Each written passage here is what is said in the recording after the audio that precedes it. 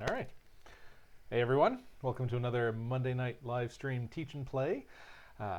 Normally with Michael and Mandy, but Mandy is coming back from PAX Unplugged, was the latest convention that she got to go to. So I'm once again joined by Susan, aka Rapunzel. Hello. And tonight we're going to be going over Trickerion. We'll see if I've bitten off more than I can chew with this one, but we will do our best to explain the great game of Trickerion. So, first to start off, if you do have any questions or comments, you can reach us at MichaelandMandiPlay at gmail.com. And then I can also be found on Instagram as Pawlom, P-A-W-L-O-M. And I think that's about it. We've already got an active chat, so that's fantastic. We've got some regulars, Ziggy Bobinator, and Needs of the One is already in there. That's great. We've got Gary Gilliam with us. Fantastic. All right. So we are going to be playing as illusionists and trying to put on the best show possible to gain as much fame as possible.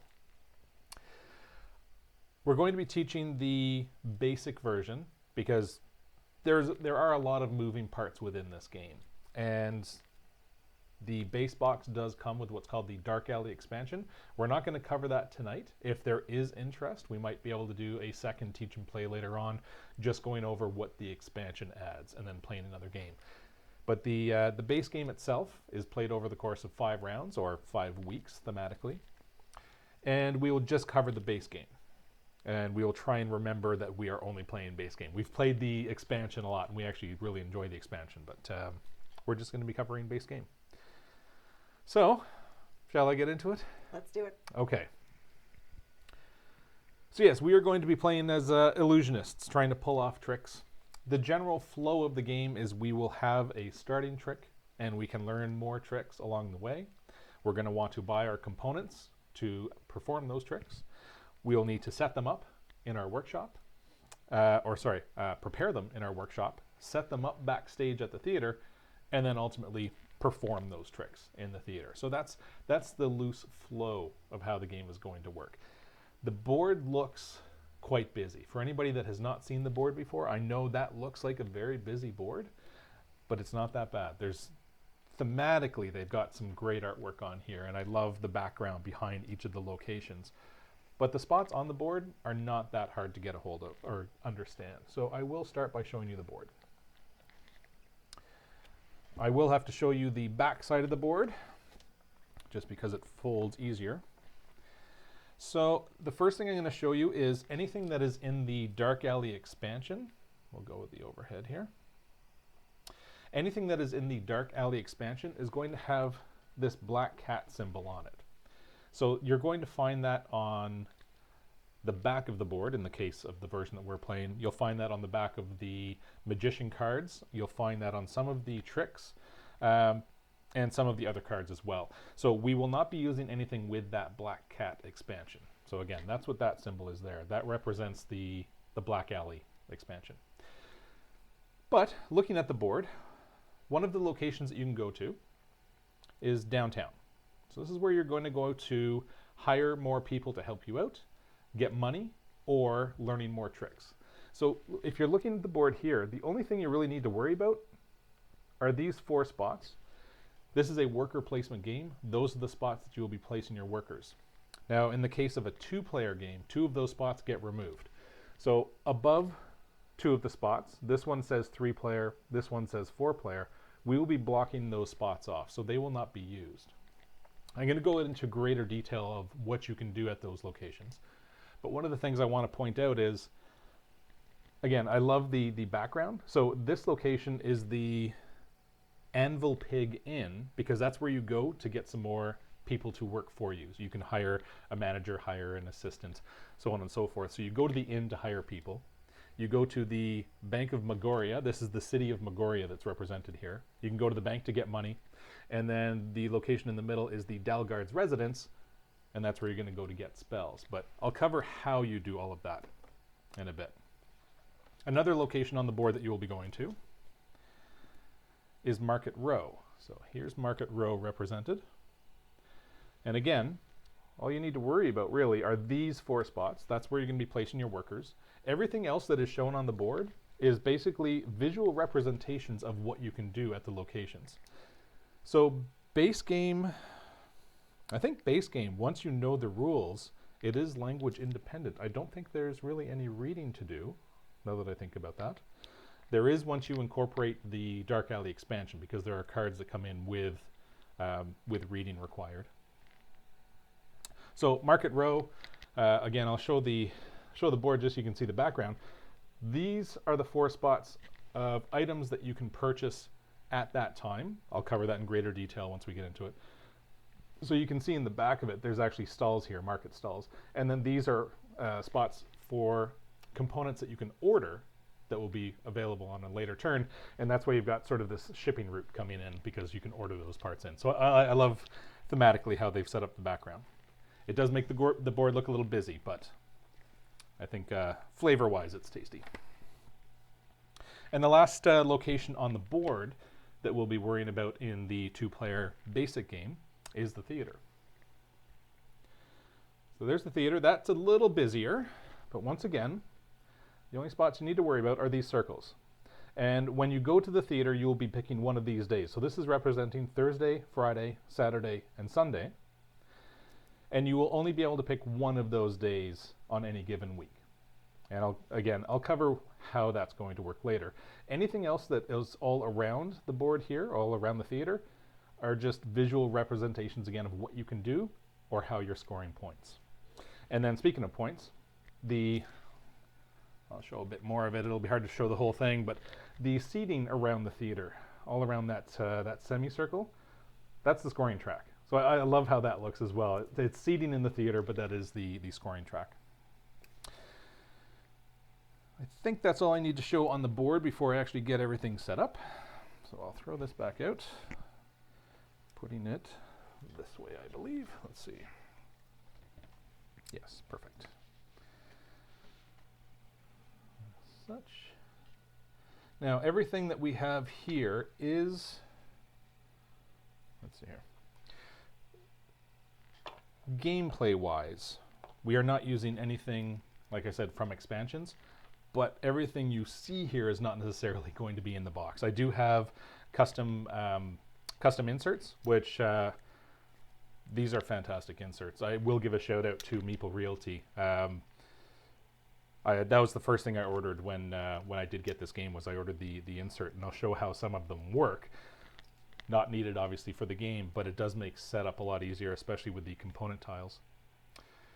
And custom coins. I did order the coins as well. It normally comes with punchboard coins. But again, that's just aesthetics. Okay, so that is the board. Once you have the board out, you will be putting all of the tricks above the board. There are spots. Now again, this is part of the custom insert, is that holder, but there are spots at the top of the board, and we can see that. That's good. So there are 4 spots at the top of the board for the 4 different categories of tricks that we'll be doing. So we've got mechanical. Let's see here. I'm going to grab one from each.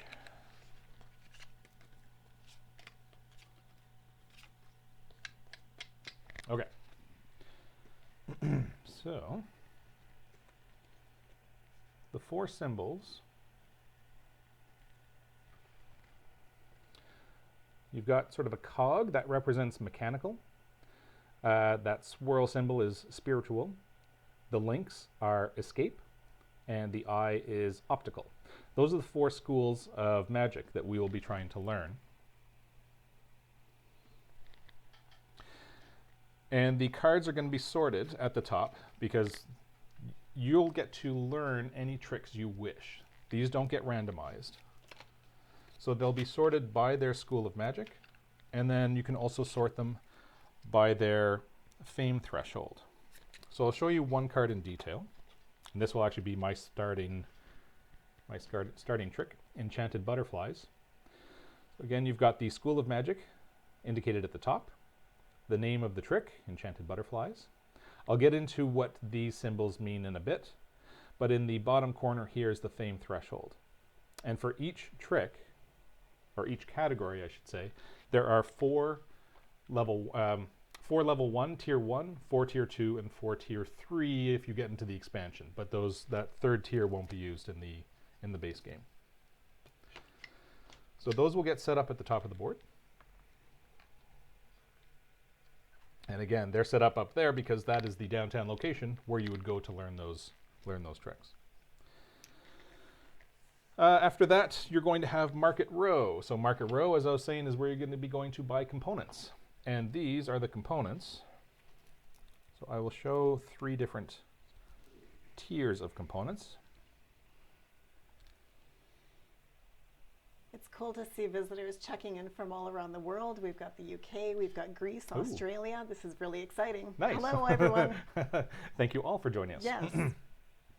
Okay, so components are these chits. And you've got 3 different colors, and you can see the spots at the bottom indicate the level of components. So you've got basic components, have the 1 dot. That also represents how much it costs to purchase them. So in this case, a basic component costs 1 coin. Then you have advanced at 2 coins and level 2, and superior are 3 coins and level 3. And you can see they're all color coded. So looking at all of the components that are available, and I will have to show how this component holder works. So there are all of the components. So you have 4 of them at each level.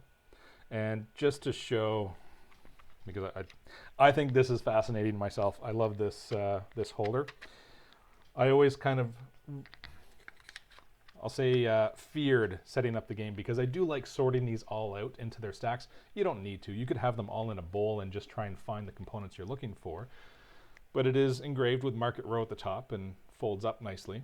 And then when you open it, it's just that slides up so that they're all displayed properly, and then they have locks on the side, which I think it's kind of neat myself and makes setup so much easier. They're always sorted, ready to go.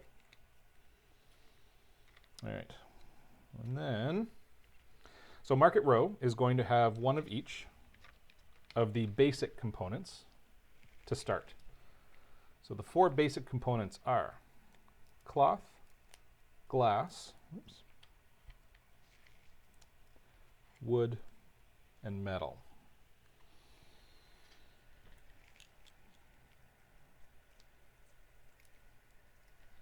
So we've got cloth, glass, wood, and metal. Those are the 4 basic components that start in the Market Row. If you don't mind setting those up. I'll show how the market is going to work. I'll show each location how it works as we get to it, because if I tried to explain everything up front, I would probably just bore myself as well. So I want to get into the game as quickly as possible to show you how it works.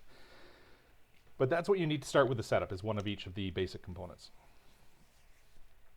Okay, then we've got the performance deck. So magicians can't perform without a stage or a theater to perform in. So the performance deck on the basic level, because it's played over the course of 5 weeks, is going to start with 4 cards, 2 in the Riverside Theater and 2 in the Grand Megorian, stacked with the Riverside Theater on top. Those are the more basic of the theaters that we're going to be playing in.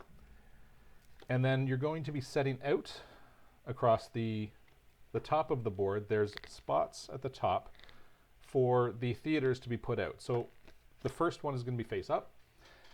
The number of theaters that you put face up, and again, it will be those Riverside Theater cards, it will be the number of players minus 1. So in a 2-player game, we're only going to have 1 theater to start for that first week. So I'll show you the front of a theater card. So here's a Riverside Theater. It's got the name of it up top.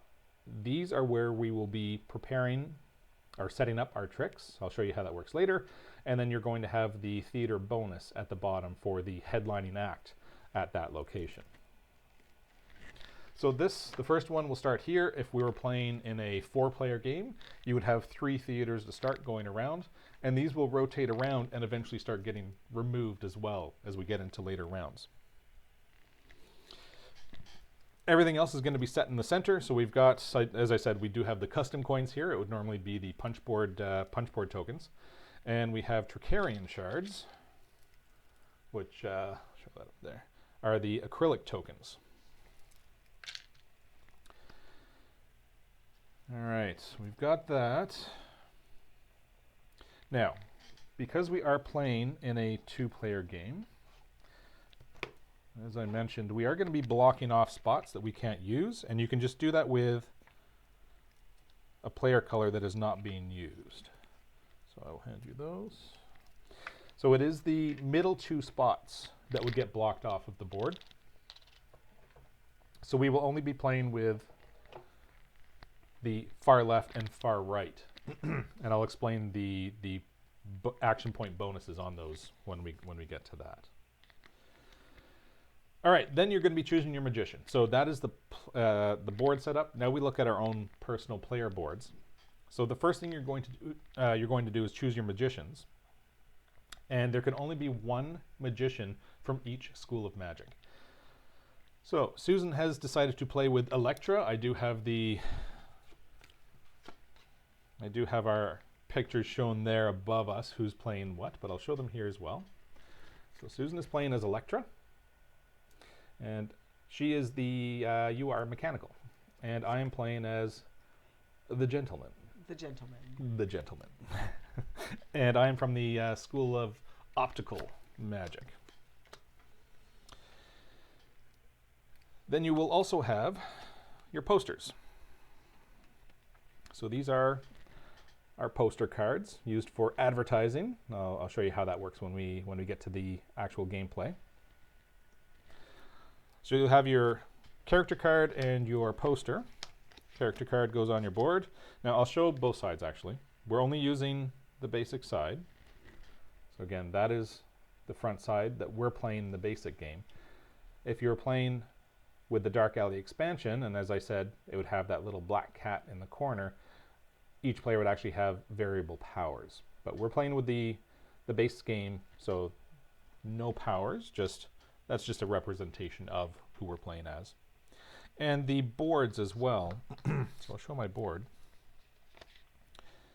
There's one board for each school. I'll show this one up here.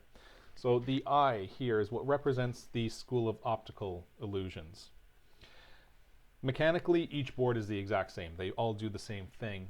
But thematically, each of the, this is your workshop. Each workshop is different. So I'll show you the other two schools that we're not using. So there's the School of Escape Magic. And then this would be, that would be mystical. Sorry, spiritual. So they all work the exact same, just thematically showing different artwork. So once you've got that, then next is going to be all of your components. So you're going to start with your magician. I'll cover the assistant in a second, and an apprentice. So these are the workers that you're placing on the board. So the top hat represents yourself as the magician, and the number in the bottom shows how many action points you get without modifications. That is your base action point value. You'll also start with an apprentice, which is represented by the glove, base value of 1 action point. The other things that you will have are your trick markers and symbol markers. So you're going to have 4 symbols in the 4 different suits of a regular deck of cards: spades, hearts, clubs, and diamonds. And then with each suit, you'll have 4 of these markers. And these are markers that represent the tricks that you have prepared. So there's 4 identical ones, and they have the 4 schools of magic on the outside of it. And you're going to be using those to set up your tricks in the various theaters. So there's 4 different sets, 1 for each of the suits. All right. And any questions? Yes, actually, Yes. as All Ziggy right. Bobbinator asked, what characters go with the schools of magic or the schools of tricks that we're not currently using? There's actually 1 male and 1 female character for each school. I'll show the. So you've got 2 represented for each of the various schools. I'll just show quickly. There are the posters. I love the artwork on this. So those are the posters for all the other magicians that you can play as. but they are represented male and female, as well as the assistants or the specialists that you can hire are also represented. So I think that's what I'm getting into next. I'll just skip ahead to that because I am going to show that. We will be starting with a starting specialist. So in the case of myself, I'm going to be starting with a manager.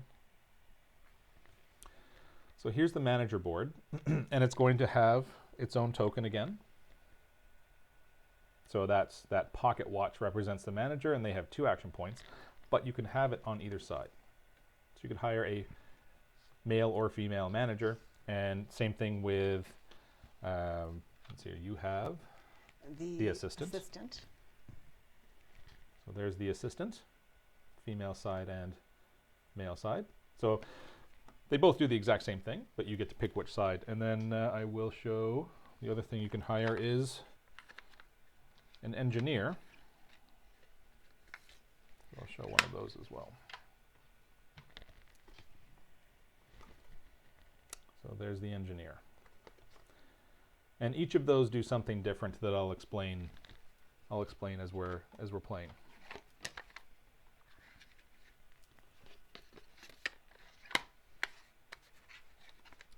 All right.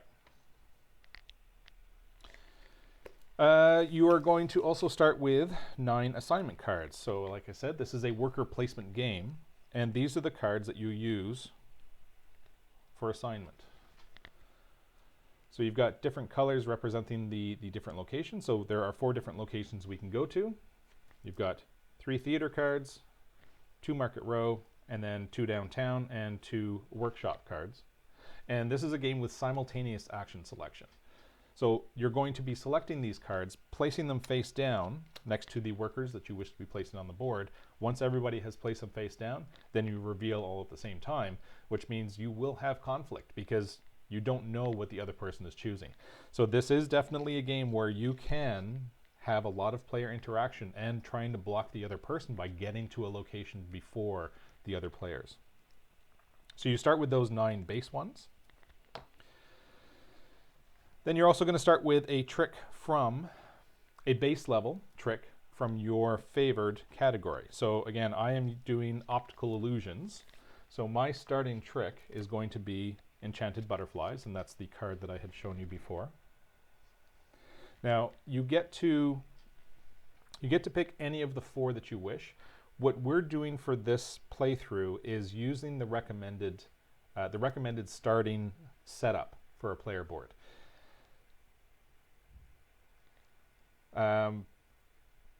Yes, we're going to use the recommended because this is how you should start with your first game, because it can be a little intimidating to try and pick everything up front without knowing how you're going to try and lead into the game.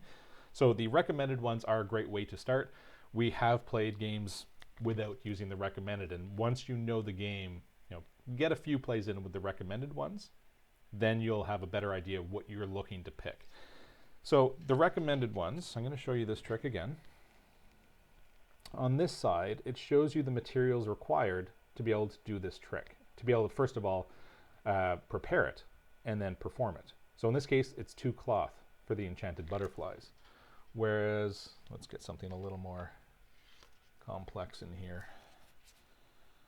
If I was to go with, self-decapitation. I think you just need a head and a saw for that, but let's see.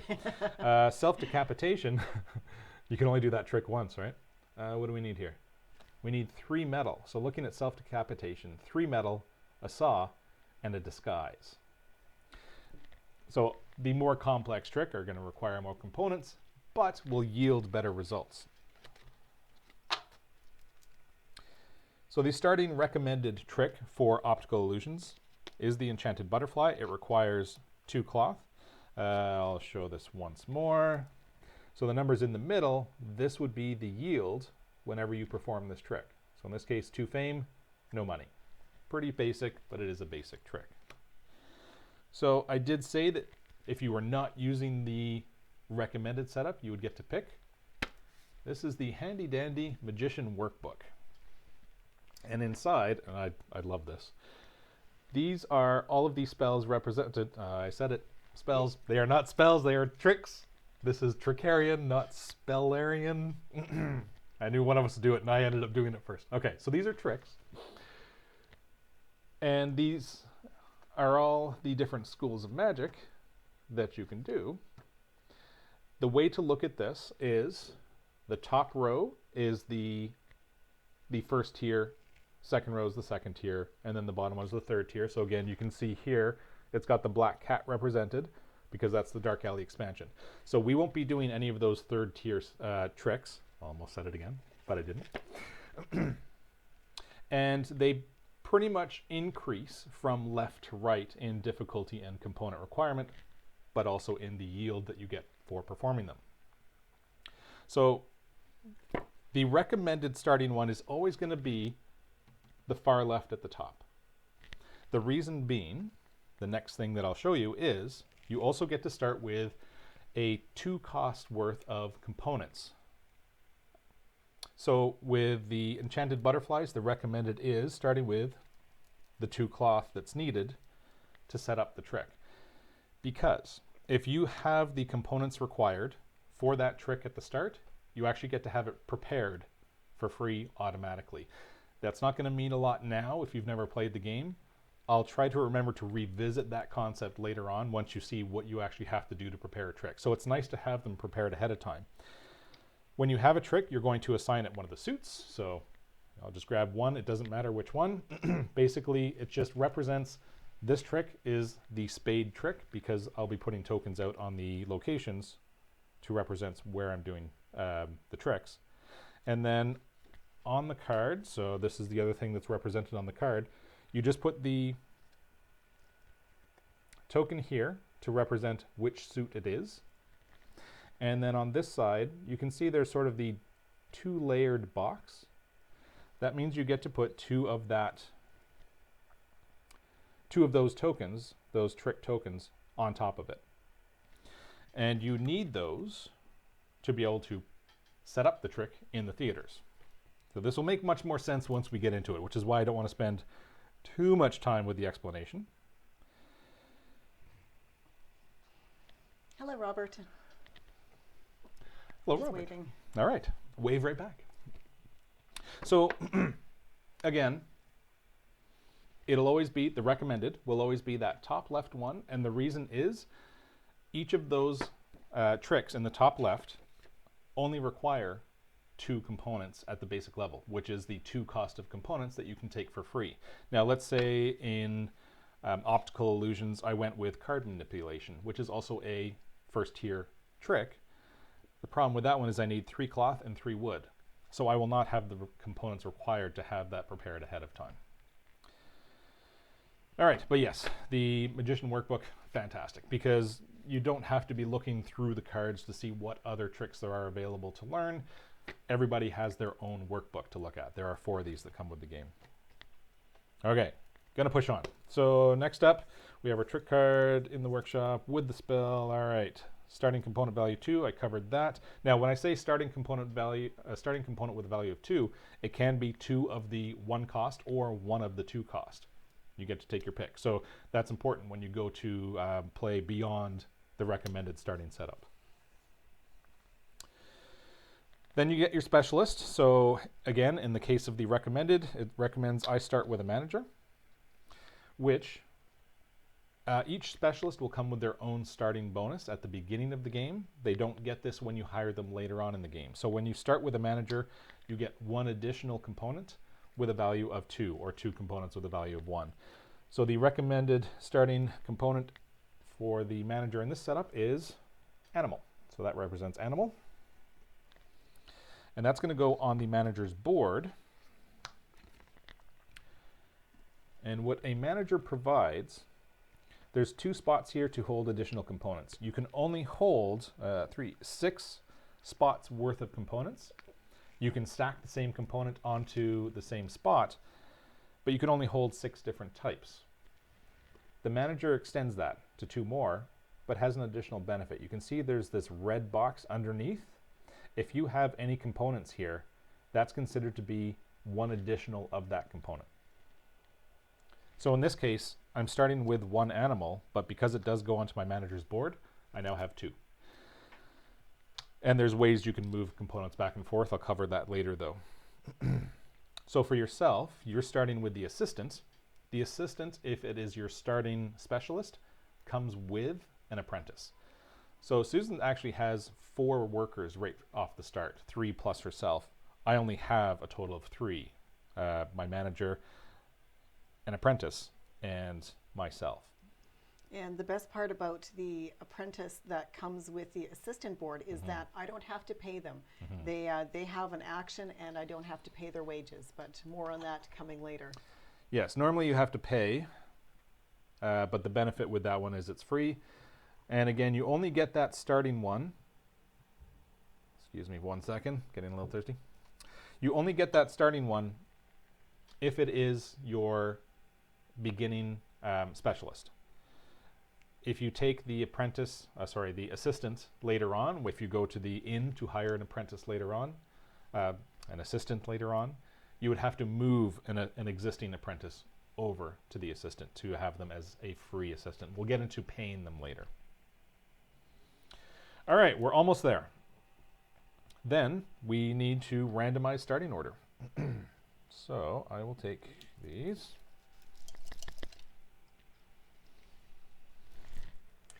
That one. All right, red. So I'm going to be first. You'll be now in a 2-player game. So there are 4 spots along the left side of the board. In a 2-player game, you're only using spots 1 and 3. So I'm going to block off those other spots. We'll grab just 2 of these, put face down. And that's where you're going to be putting your poster to advertise. I'll cover advertising once we actually start playing. It's a very simple step, but it is an important one. So we've got our starting order. That also indicates how much money we start with. So everybody gets to start with 10 plus an additional 2 moving. So 10 for the first player, and then 12, 14, 16. It goes up by 2 each spot. And again, because we're playing in the first and third positions, it'll be 10 for myself and 14 for Susan. So go ahead and grab your starting money.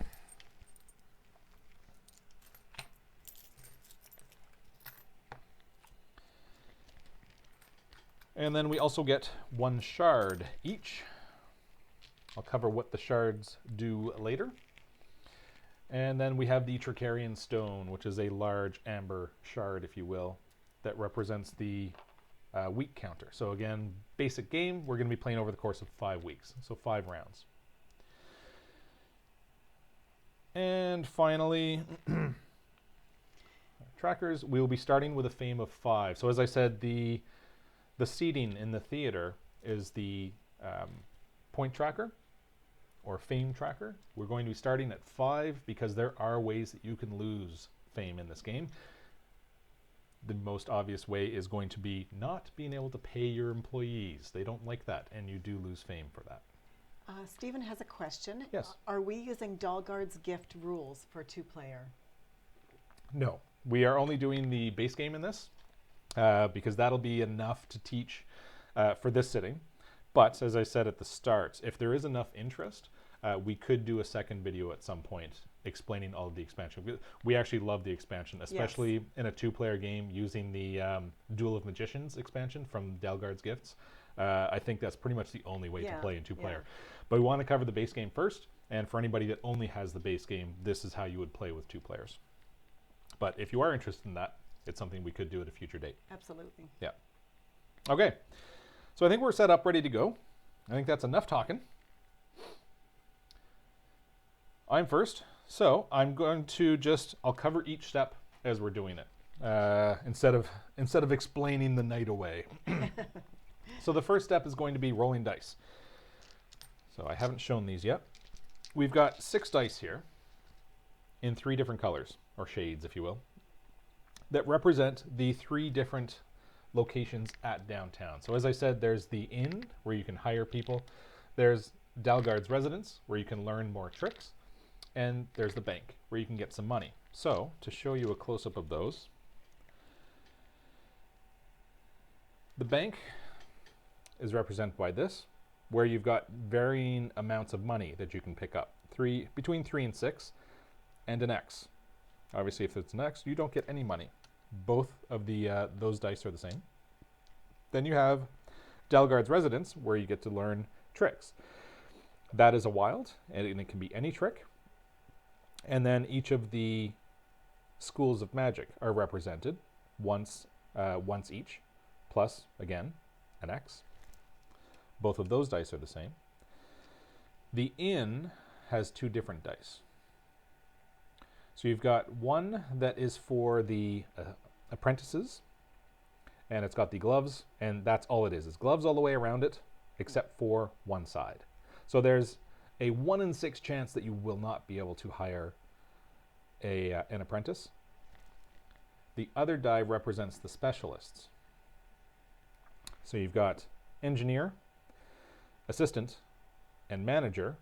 So those are the 3 sides, and then it's X, X, and X. So there's only a 50-50 chance that there will be a specialist available at the inn to hire, and only a 1 in 3 of that it'll be a specialist that you want. You can only have one of each specialist. So I already have a manager. I cannot hire an additional manager.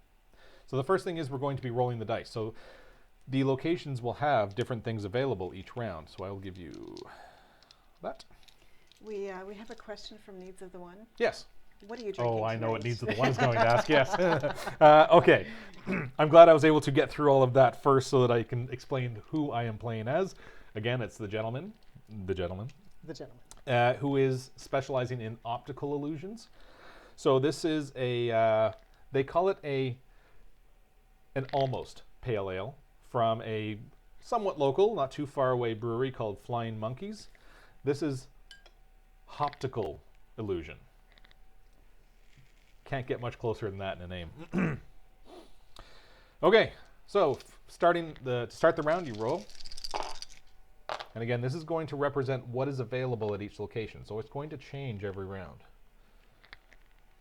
Now, that can almost be seen, but I will explain what is out there. It might be hard to see on a smaller device. So what we have available this round, there's an X for the specialist, so no specialists available. And we do have an apprentice.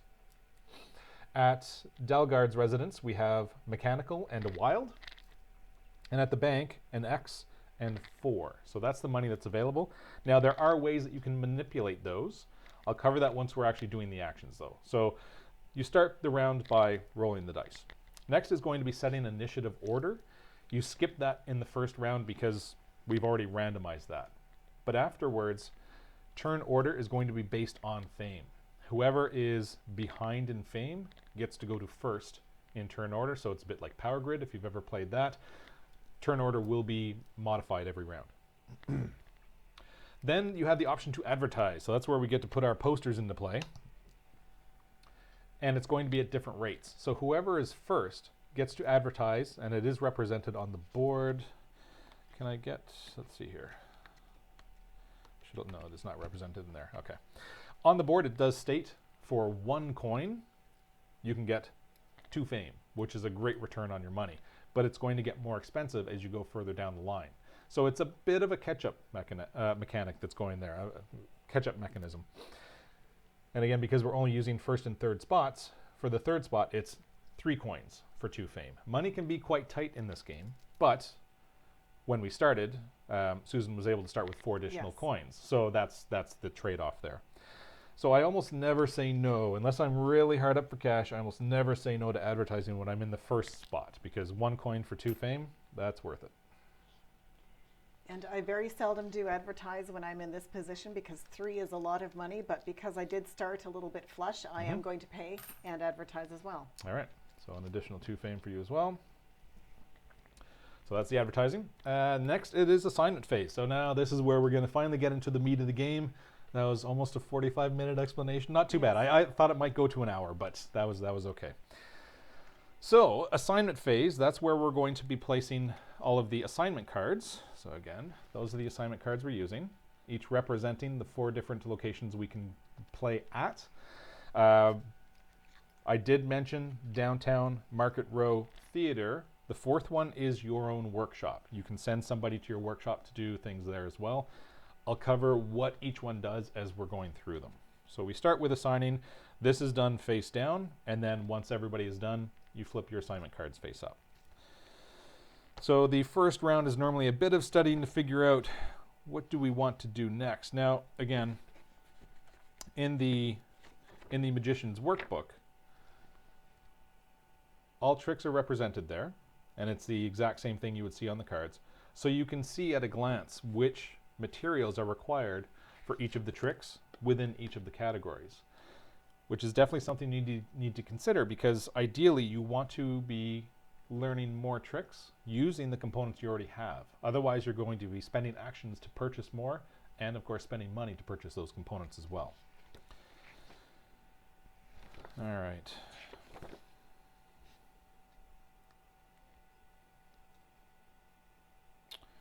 Okay.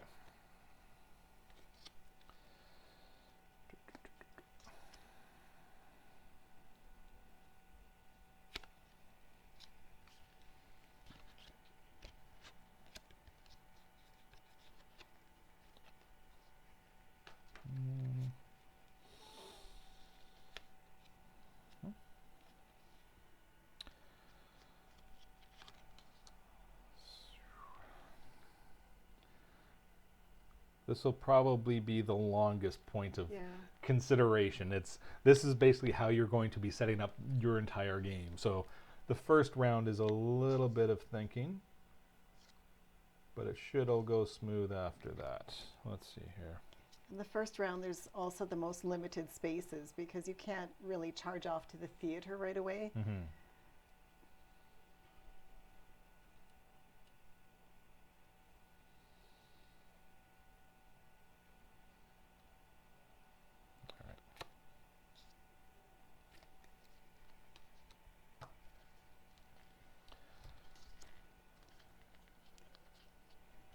I just noticed I haven't assigned a suit to my first spell trick. But you do have your components? I do, yes. Okay. Yes. So again, because we had the correct components for the trick that we were going to be performing, we do get to have those prepared. That'll make sense when we take a prepare action, and you can see the value behind that. Okay, we've assigned all of our workers, so then we flip the cards over. And this is where we get to see what we have assigned. So what you want to be looking out for here is, where is there going to be conflict? Because each of these locations, going from left to right, let's say that we had not blocked off those spots, you get additional action point bonuses for being the first one there.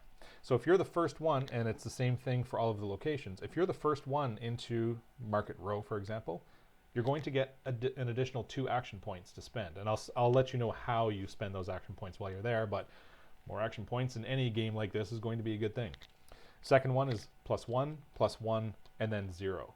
So we are actually blocking off, in a 2-player game, we're blocking off those middle sections, which means first person there gets 2 additional action points.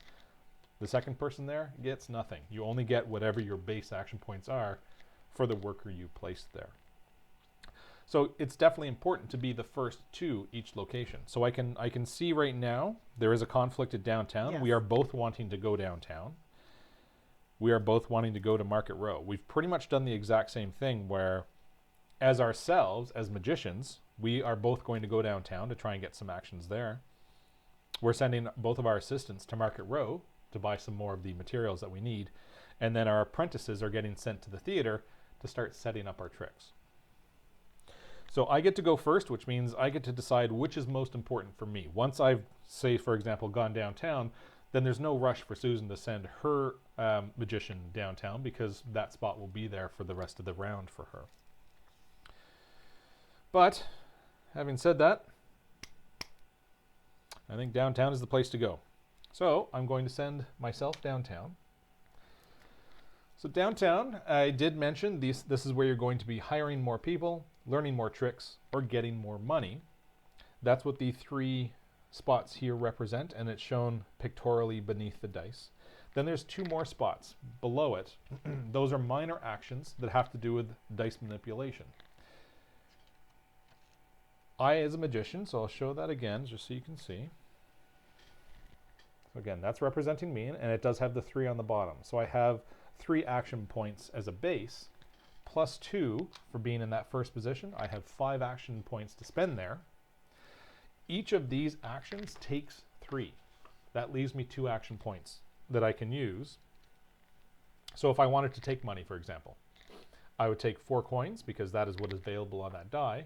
That would take 3 of my action points, and then that would flip to an X as no longer available.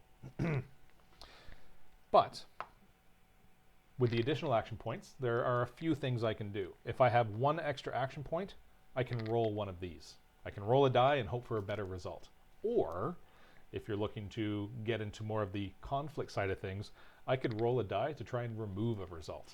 So let's say I was trying to learn a trick. I could take the one that's a wild and then roll this one to try and get an X out of it, or something that would be less favorable for people that are following up with their actions to that location.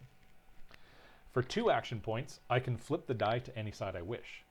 So I could change that X to 6 coins, and then take those 6 coins with the extra 3, with the 3 action points that I had. The last option, because I do have my magician there, and I'm at 5 action points, that's where these Trickerion shards come into play. You can do this once per action per player that you're, or per character that you're putting out onto the board. You can spend a shard to gain 1 more action point. So as I said, each of the main actions at downtown require 3. I'm at 5. I'm going to spend that 1 shard I have to make it 6 action points. So now I actually get 2 full actions at that location. So the first thing I'm going to do is I am going to get money. So I'm going to get 4 coins for that. And then that flips to the X. X's mean they are not available unless you took one of the actions to either roll the die to get a better result, or 2 action points to flip it to a side that you wish. Then, let's see here. I have options. It's early game, and already I don't like the look on his face. I rushed to get there, but I don't know. I don't know. I made it look like it was really important, but I don't know. Denial of territory. Yeah. Okay. Yeah, I can do this. Okay. So then what I'm going to do is I'm going to learn a new trick at Dalgard's residence. Now, I said that there's mechanical and a wild available here. The question mark is you choose. You can always pick from your favorite category as long as there are symbols represented there. So let's say, so that is mechanical and wild, don't let me forget that. Let's say this was the result of the dice roll. You will not be able to learn a trick if those are showing. But let's say this was the roll. So the chains, the linking chains, represent escape magic. I can still learn from optical because that is my favorite category. And then once I pick one of my favorite category, that would still switch to an X, because you always have to flip something to an X whenever you take one of these actions. So that was mechanical and wild. So I'm going to learn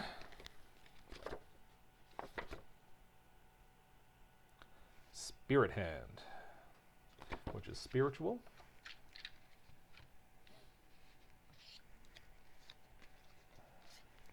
All right, thank you. Now, I'll show you why I'm going with Spirit Hand. So to be able to prepare the Spirit Hand trick, I need an animal, which I already have, rope, which I'm going to have to buy, and 3 cloth, or 3 fabric. I've already got 2, so I will either need to buy a 3rd, or take an action to move those over to my manager, which would then represent the 3rd one like I was showing on my player board. So that goes into my 2nd spot. On your own player board, you can only have 3 tricks. If you get the engineer, then he unlocks a 4th spot. If you ever want to learn beyond that, you have to discard one of the tricks along with any of the tokens for it. So then I assign it one of the suits, so I'll make that hearts, but I do not get to put any prepared tokens on there. Now, another thing I'm going to mention is when you learn a trick, you can only learn at the fame threshold that you are at. So in this case, we are both at a fame threshold of 7. If we wanted to learn one of those second tier tricks, so let's say, for example, Shattered Mirror is a trick that is within my favorite category. In the bottom here, that second tier of trick has a fame threshold of 16, which means you need to either be at 16 or higher fame or pay the difference in coins. So if I wanted to learn a 16 threshold trick right now, I would have to also pay 9 coins, which is crazy expensive, but it is an option. So as you start getting closer, maybe it would be worth it to pay the extra in coins before trying to get to that level first. All right, so I did take another trick. Almost said it again. Switch that to an X. That is me. All right. Now that Michael has used the market, the downtown, there's no hurry for me to get there. He can't do anything further. So that means it's my chance to head him off at the next area of contention, which is Market Row.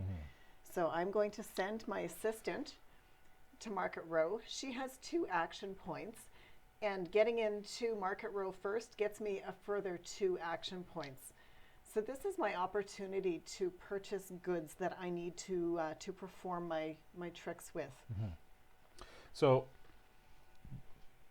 Susan's in no rush to go downtown. Let's say hypothetically I had assigned my assistant to also go downtown. Now there's pressure because there's only one spot left and 2 of us that I've assigned. So Susan wouldn't want to get there first unless she thinks I can wait 1 round. She'd want to get in before this one. And if that doesn't, say that Susan did take it and I was not able to place this worker, I would not have to pay for that worker. You only pay once they're actually placed, if they are placed on the board. You will pay for them at the end of the round. So yes, Susan will be looking to buy components for not only any current tricks that she's trying to learn, but also looking ahead. You don't want to be going to Market Row every round because that's an action that you're taking each time. So she's got 4 action points to spend. There are multiple ways to use your action points here. Are you looking to buy or order? I am looking to buy and order. Okay, so I'll cover all of the options. So at Market Row, you have the option to purchase any of the components that are currently available. So there's always 4 components available on the left side of the market. The cost of each component is based on its level, as I was showing at the start. So these are all basic components. They all cost 1 coin each. If they were the advanced components, they would cost 2. And if they were the superior components, they would cost 3. It takes 1 action point to purchase 1 type of component. So let's say Susan was looking to buy glass. For 1 action point, she could purchase up to 3 glass. You would never need more than 3 of any component, no matter what tricks you are learning, and components are not limited. So you can't just go and buy up all the glass, preventing other magicians from being able to purchase it. They are always available, and if the tokens run out, you just represent it with something else. So 1 action point to purchase 1 type, up to 3. You can also use action points to reduce the cost. You can barter. So let's say that was all Susan wanted to do, was purchase glass. And she was going to purchase 3 of them. That's 1 of her 4 action points. And then for every action point you barter with, it drops the cost by 1, your total cost for your whole order by 1, to a minimum of 1. You always have to pay at least 1. So she would still be left with 1 action point in that case. 1 to purchase the glass. 3 glass would cost her 3 coins, so she could use 2 more action points to drop that cost to 1, and then 1 action point would be wasted. But I suspect she's going to do more than that. So that is the buying of what is there. You can also order components. So that is how you're going to get these more advanced components in there. And what you would do is whatever component you wish to order, you would put it on the right side. So you've got a 2x2 square on the right side that represents the same thing on the left. You would put it in one of those 4 squares. At the end of the round, orders are going to arrive and replace whatever's in that corresponding square on the left side. So in this case, glass would come out and the petroleum would go into its spot. And then anybody can go there on a later turn to then purchase that component. So that would be ordering. There's one more thing you can do there, and it is fast order. If you need it now, Amazon Prime kind of thing. If you need it now, you can take a component. So this is going to take 2 action points and put it in the middle. You still have to spend 1 action point to then also purchase it. So it's 2 to fast order it, 1 to then purchase it, and it also costs an additional coin for each of those components you're purchasing. So in this case, putting a saw there would take 2 action points to put it there, 1 action point to purchase it, and each one instead of 2 is going to cost 3. So it's a very expensive way to do it. But if you need to Amazon Prime that thing, then you're going to pay for it. At the end of the round, that's going to disappear, or if anybody else wishes to fast order, they can just replace that with something else. And at the end of the round, it is gone. But it's also available for anybody else for the entirety of that round. So I could go in and purchase whatever was already fast ordered. Okay, any questions? People getting it? So far, so good. All right. So you are there with 4 action points. I'm there with 4 action points, and I wish to buy another metal, 3 wood. Okay, so let's start getting this out. I'll get those out while you name them off. And 1 I wish metal. to order in a padlock. Okay. 3 wood. And ordering, ordering a padlock. So I'll let you place that where you wish.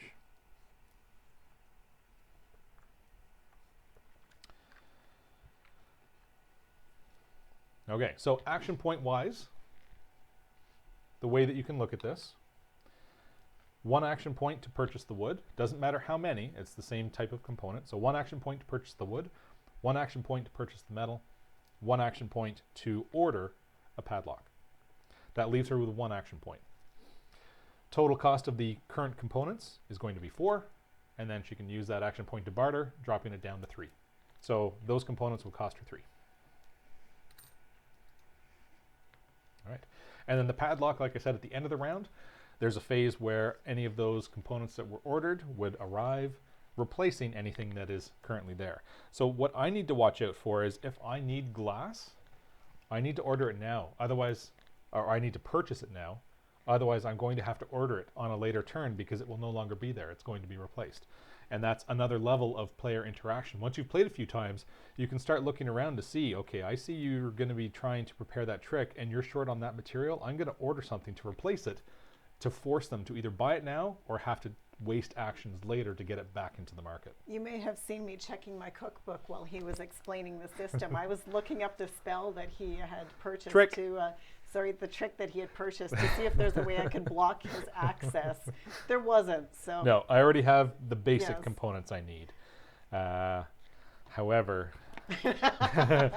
I do want to learn beyond this. Let's see. I think I should be okay. All right. Or whatever. Or whatever, yeah. Totally not trying to block you. And we should probably make, well, yeah. I was thinking we should make that a drinking game. Anytime somebody says spell, you can make that a drinking game at home. Anytime somebody says spell, take a drink. Okay. I take no responsibility for you if you do that. Family show. Yes. Okay. So that's your 4 actions. Yes. Back to me. So I do have my manager going to Market Row. There's no rush anymore because Susan's already taken the first spot. And I have an apprentice going to the theater. So the way the theater works, I'm going to cover action point bonus and penalty first. I'll do this in phases. So like I said, we've got from left to right, Thursday, Friday, Saturday, Sunday. Whenever you place your first token in one of those 4 days, that is the only day you can take, and nobody else can go in that spot. So let's say I had placed my apprentice in the Friday time slot, then nobody else can place in Friday, nor can I place on any other day. Now this is important because Thursday gives you an action point bonus. If you go to Thursday, you're actually going to get 1 action point bonus in each of these spots. However, if any of your tricks are performed, and it doesn't matter which day they are performed on, if you are anywhere in Thursday, you're going to take a penalty to all of your yields of 1 fame and 1 money. They'll be taken away from all of your tricks. Conversely, if you go Sunday, the opposite end of the spectrum, you're going to take an action point penalty. You're going to lose an action point when you go here. However, you're going to get a yield bonus of +1 fame and +1 money. So placement can be very important at key times to try and get or avoid those bonuses or penalties. Now, I am not looking to perform, so where I go is irrelevant. I might as well take, it's actually going to be irrelevant as well right now, but normally what I would look to do is take that, take the +1 action point bonus, because none of my tricks are going to be performed. And I'll take it anyway, just to show. When you place any workers backstage, that is how you then set up tricks that you already have prepared in your area. Yeah, and I won't be able to get any more. So let's cover setting up tricks. So again, that's the theater that is available. Right now we only have one theater because there were only 2 players, so it was number of players -1 is your starting theaters. And this is where we will then be placing those tokens in the squares that are on the theater. Now, let's see if I can get a close-up here. Let's go this way. So I did mention on those tokens, you have each of the 4 schools of magic represented around the token. So when you're placing this in the theater, whichever school of magic that trick is coming from must be placed within these linking circles at the corner of the diamonds. So in my case, this is an optical illusion. So the eye at the top of that token will have to be placed within one of those circles. So you have a bit of a spatial puzzle happening here, because you can get linking bonuses. So let's say I had put an optical trick here, and then let's say I had another trick, and let's say it was escape. So escape magic would mean I would have to put these linking chains within a circle. So let's say I did so. That might be tricky to show this. Okay. And of course my hand is covering everything there. Shadows. I'll show the one by itself first. So I've got the linking chain here within one of those circles. What that results in is the 2 eyes representing optical are both within a circle. That gets you what's called a linking bonus. And they don't need to be your own tricks that are linked. You can link with other players' tricks. And the bonus is going to correspond to the level of the trick that you are placing at the time. Not the trick that is already in the theater, but the trick that you're actually placing. And the tier of the trick is how much fame or money you get to take. So in the case of linking a level 1 or a tier 1 trick, you can take 1 fame or 1 money. If it's a tier 2, which would be at fame threshold of 16, then you can take 2 fame or 2 money, and then playing with the expansion it gets into tier 3, but we don't need to worry about that right now. One more thing to show you with a linking bonus. Each theater has 1 circle that has a Trickerion shard in the middle, and this sort of encourages magicians to work together, or if you can pull it off with your own tricks, to link within that circle. Because, let's say I do place this one, so again I'm doing optical. So let's say I place this one this way and have the, looking at this going backwards, tricky. All right, so I have the eye within the circle. If Susan was to then put an eye up here, or myself, but it would have to be a different trick, we would get, or she would get, or whoever places it, would get the linking bonus, but then each magician that is involved in that link would get a Trickerion shard. And you saw those can be quite valuable because it gives you an extra action point. So I am going to set up. I could do 2 action points worth of tricks. Each trick that you set up takes an action point. I have 2 preparations of enchanted butterflies. but you can only put one of each type of trick into each theater. The audience doesn't want to see the same trick multiple times. There are ways around that in the expansion using some powers, but don't need to worry about that in the base game. So it is optical. It's going to have to go somewhere in here using optical. Let's see here. You are using mechanical. Going to see if I can somehow trigger. It can be done. So I'm going to actually leave an opening for Susan to link to this trick, because we would both get the shard the way that I've got this placed. And that would go up top. I find the mini game of making the links very challenging from a spatial relations aspect. I will confess, I usually ask Mike's help in figuring out the best way to lay them down, because my brain does not work that way. Yeah, it's very puzzle oriented with the spatial reasoning behind how to place those tokens down in an optimal fashion to try and get as many links as possible. So the links are important for two reasons. One, you get that bonus immediately for creating the link.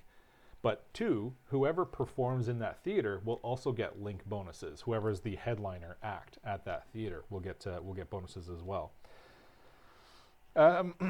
One thing I will mention as well, I had mentioned that the shards get you one additional action point. The only place that you cannot do that is at the theater.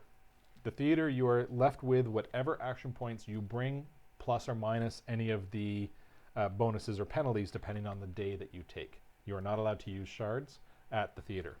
When you're using shards at other locations, you're limited to one. You can only use one shard at a time. Okay, so I am kind of wasting an action point there. I only needed the one, but there we have it. As we move on, we're going to be getting more theaters out here, and then I would have been able to place, even though it was the same trick, I could have placed it into two different theaters to be a little more efficient with actions. That's me. All right. I will send one of my own apprentices to the theater. Mm-hmm. Which day would you like? Just Friday. Okay. So Susan's sending her apprentice to the theater. They only have one action point natively. If she was to send them to the Sunday slot, it would be -1 action point. They would be just twiddling their thumbs backstage. So you said Saturday? Yes, please. Okay. So 1 action point to spend. And I'm going to place a trick in the theater. And I know you usually refer to me. I'm sure you can figure that one out. All right. So that is mechanical. So it's a mechanical trick. That little gear symbol needs to be within one of the circles. Woo! Ta-da! So let's see here. I'll see if I can show this on the overhead. Just lift it straight up. Oh, nice. All right. So there you can see that mechanical is within that middle circle, but in doing so, Susan has linked the optical symbols together in that shard circle, which means, first of all, you get 1 fame or 1 money. I will take a fame. Okay. S'il vous plaît. And then because it was within the shard, each magician involved in that link gets a shard. So we both get a shard. All right, that was you. Yes. Back to me. So I've got my manager is going to go to market for me. So we've already covered all the actions in Market Row. If anybody has any questions along the way, let me know. But I'm not going to repeat all the actions. The only thing I haven't covered yet is the workshop, and I'll cover that when we actually have somebody going to the workshop. I'll let you know what the options are there. Okay, so going to Market Row, I've only got 2 action points, with a potential third if I wanted to spend that Trickerion shard that I now have. I need to take a quick look to see what it is I need.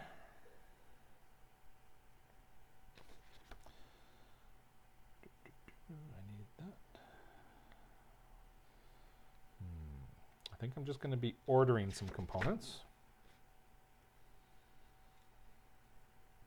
Okay. So 2 action points. I'm going to order 2 components. I will order, if you don't mind grabbing, rope and a cog, please. All right. Let's see here. I will place the rope here and the cog there. That's me. All right. I'm now going to send myself Yep. downtown. I have 3 action points natively, and there are no action point bonuses in this final spot. Now, sadly, Mike took the action that I wanted. I wanted to use that wild. Oops. Yeah. He's regretful, I'm sure. Did I do that? So at this point in time, my only option is to spend a shard and roll either one of the dice to perhaps get lucky and get the type of trick that I would like to learn, or perhaps get some money. I think the odds are better of getting some money out of this than actually rolling the type of trick. So the type of trick obviously isn't from your favored school, no, right? it is not. Which I did kind of leave Susan in an awkward situation where the only trick that is available is mechanical, and that is her favored, which she can learn at any point if there's any symbols there. So, oops. So I need to spend a shard in order to gain an action point to roll one of the money dice. Okay. So I will roll this and hope that it's something better than an X. Oh, that's rough. That I did not intend to happen. Yeah. Yeah, that's rough. So if she had rolled anything, and there is only the 1 X on there, that was a 1 and 6, so that is an unfortunate roll. Anything, it would have been a minimum of 3 coins, but that's, I will admit, is a tough roll there. Okay. And then I don't have anything left to place. Susan does, but It's pointless. it's pointless. So I'm going to pass. Yeah, so you do always have the option to flip one of your cards face down, and that means you are not assigning that worker onto the board, which also means you do not need to pay that worker. In terms of payment, you do not obviously have to pay yourself. That's you. You're working for yourself. You do need to pay everybody else, though. All apprentices only cost 1 coin. All assistants cost 2. The exception being Susan's free apprentice does not cost anything, because that came with her assistant. Okay, so yes, Susan's opting not to use that apprentice because it was earmarked for the theater. She's already got a trick prepped in the theater. There's nothing more that she can do, so there's no point in paying that employee. All right, so we've got, after that, it would then be performance phase if anybody was going to perform. I haven't covered that yet. We'll get to it when somebody does go to perform. Then we're going to pay wages, speaking of which. So I've got an apprentice and my manager out there. That'll cost me 3. And I've only sent my assistant out, and she's 2. All right, then we get our workers back.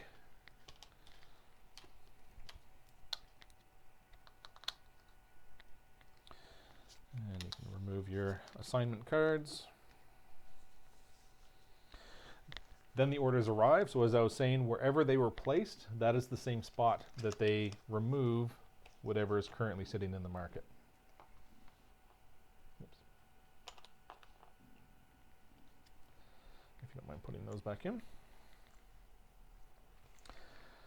Then we move the performance cards. So the theaters go around the table, and the next one comes in. So each theater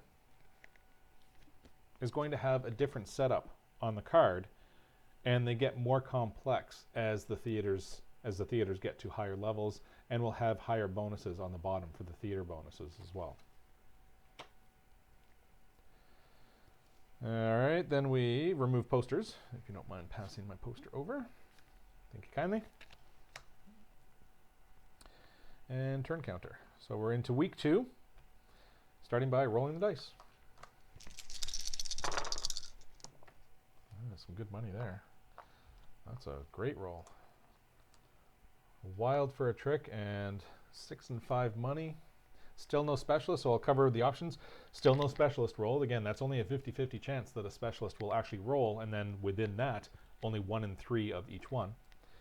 We have spiritual and a wild for tricks, and then we have 6 and 5 money. Now, setting the initiative order, whoever is in last is going to be in first. So I'm actually going to stay in first, and Susan will stay in that 3rd spot. If it's tied, then you just reverse the order of whoever is tied. So 2-player game. If it was tied, we would actually reverse that. Susan would be first. I would be in the 3rd position. Now we get to advertise, and yes, please. So 1 money gets me 2 fame.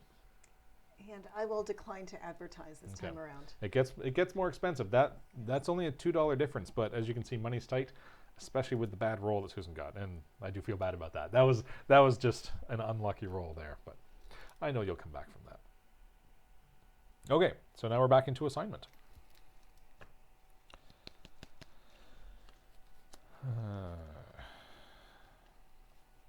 So a lot of this, each action in and of itself is not that complicated, but it's a matter of how do you piece them all together in the right order to pull off what you wish to do. I'd like to send somebody backstage to set up another trick for me, but before I can do that, I need to prepare additional tricks. Before I can do that, I need the components. So you can see where order is very important. I haven't covered preparing tricks yet, but we'll cover that when we get to the workshop, and then I'll discuss that a little more. So do that.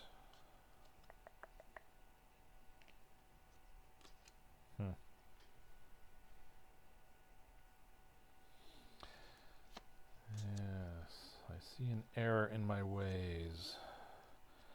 Welcome to worker placement. I shouldn't be petty, but that fills my heart with joy when he says something like that. We did get a couple plays in over the last week of just the base game because we're used to playing with the expansion. So we wanted to refresh our memory of just what base feels like. And we tied. I won 1, Susan won 1. So it's still close. You know, it's still a tight race. Not competitive at all, right? No. No. Okay. Do I want to do that? I wouldn't if I were you. No, I think I might not actually. So if I'm not doing that, then I'm going to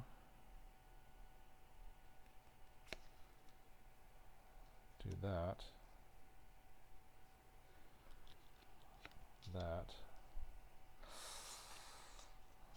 Oh boy. And that. I feel like I'm playing a shell game. Yeah. Swapping these around. Yeah. Okay. All right. Uno momento, por favor. Oh no. I just need to visualize what I'm trying to accomplish here.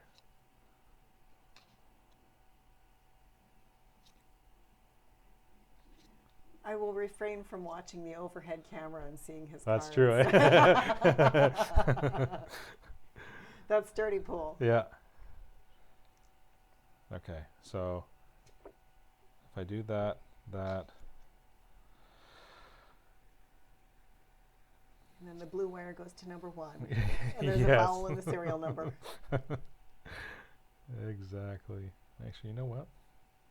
If I send that and that.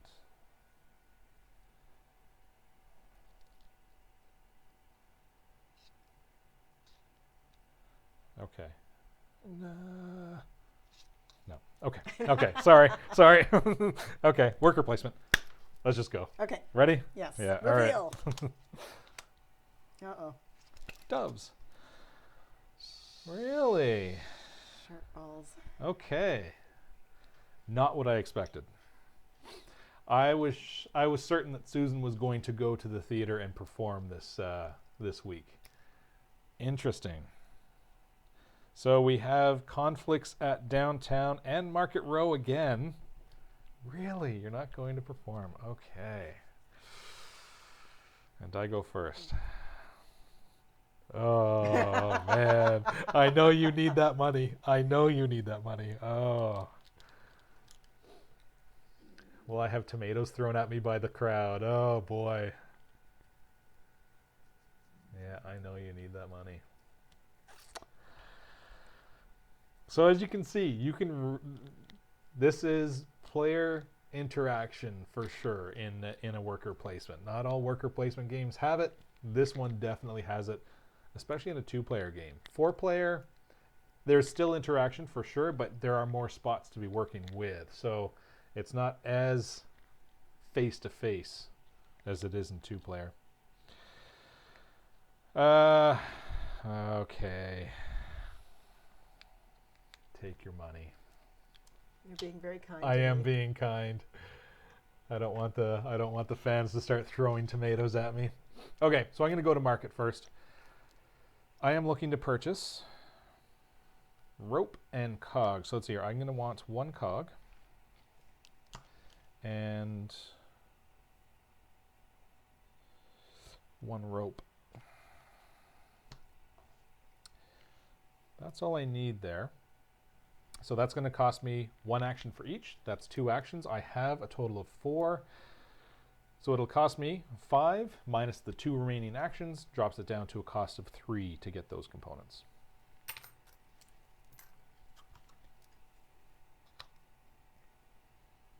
That's me. All right.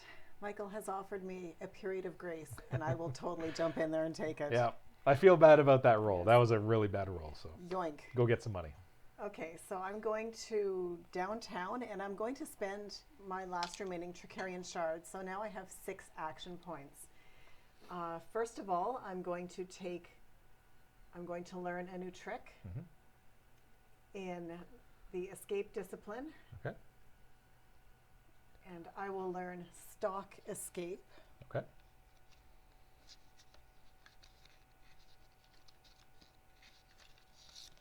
There we go.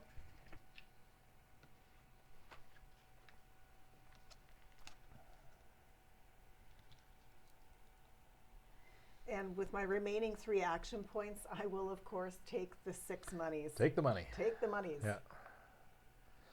Very good. Thank you. No problem.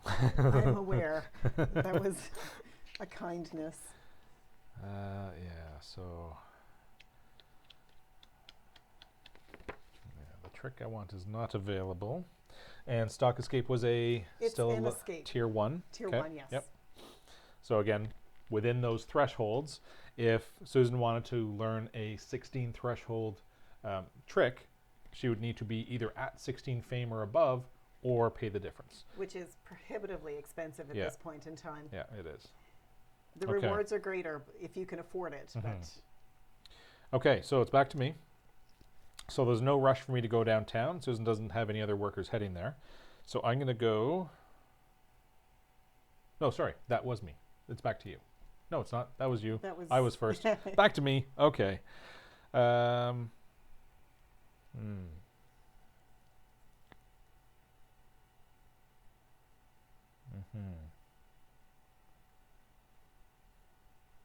Right. Okay. I'm going to go to the workshop. So you get to see how the workshop works. I'm sending my apprentice. Unfortunately, I am 1 action short of what I need to do. So I will be spending a shard, and you can do that at your workshop as well. So spending 1 shard, I now have 2 action points. The actions you can do at your workshop would be preparing a trick, and that's how you get those tokens on there. So this is where I'll show you. The last thing to show you on one of the trick cards is in this square, there's the 1 action point symbol. Not all of them cost 1. So I'll grab another one from my favored school. Let's say I went with Stairs of Water. Let's not do that. That's one of the expansion ones. Let's go with Shattered Mirror. So you can see with Shattered Mirror, there's actually a 2 action point symbol in here. And what that means is it requires 2 action points to prepare that spell. And when you prepare it, you would then put the number of tokens on it corresponding to the number of squares. So in this case, 2 action points to get 2 preparations of this spell. Whereas the one I'm going to prepare now, it's 1 action point for 2 preparations of that spell trick. Of that trick. Take a drink. However, it needs 1 animal, 1 rope, and 3 cloth. I only have 2 cloth right now. So you may be thinking, oh no, how does Michael get out of this? I will show you. Once I put these back, gonna get these back in order. Okay.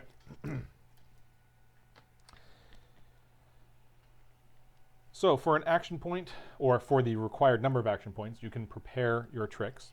You can only do that if there are no tokens on it. You cannot top up existing tricks. So my Enchanted Butterflies does still have one prepared token on it. I cannot top that up with an action point. But with my manager, I'm allowed to, for an action point, swap or move components between my manager's board and my own player board. So one action point is going to move these over to her board. That automatically gives me one more of that component. So now I have 2 animals and 3 of the cloth, and that's what I need to prepare that trick. So now with those components, my other action point will be used to prepare the spirit hand. So I get 2 of the heart labeled tokens, because that's the suit that I assigned to it, on there. And then of course, as we've shown you, those are the tokens you need to then put onto the locations that you'll be performing in. Yes, the fire-breathing butterflies are the worst. They're absolutely terrifying needs. They are. All right. I too will go to the workshop. And for one action point, I will prepare 2 preparations of my trick. Yep. The Stalks Escape. Okay. And now I will go downtown. We all know how that works. Question is what I'm going to do with it. I was really hoping I would get another specialist at this point, but we have not rolled any. I've only got 3 action points to use, and I have no Trickerion shards. So I am limited to what is available right now. I could take another apprentice, but I think I'm going to take the 5 money. So that will flip to the X. Anytime you take something, you must flip the die to an X. I take 5 money for that. That's me. I'm going to send my assistant, my assistant, Your assistant, to the marketplace, where I shall buy a padlock.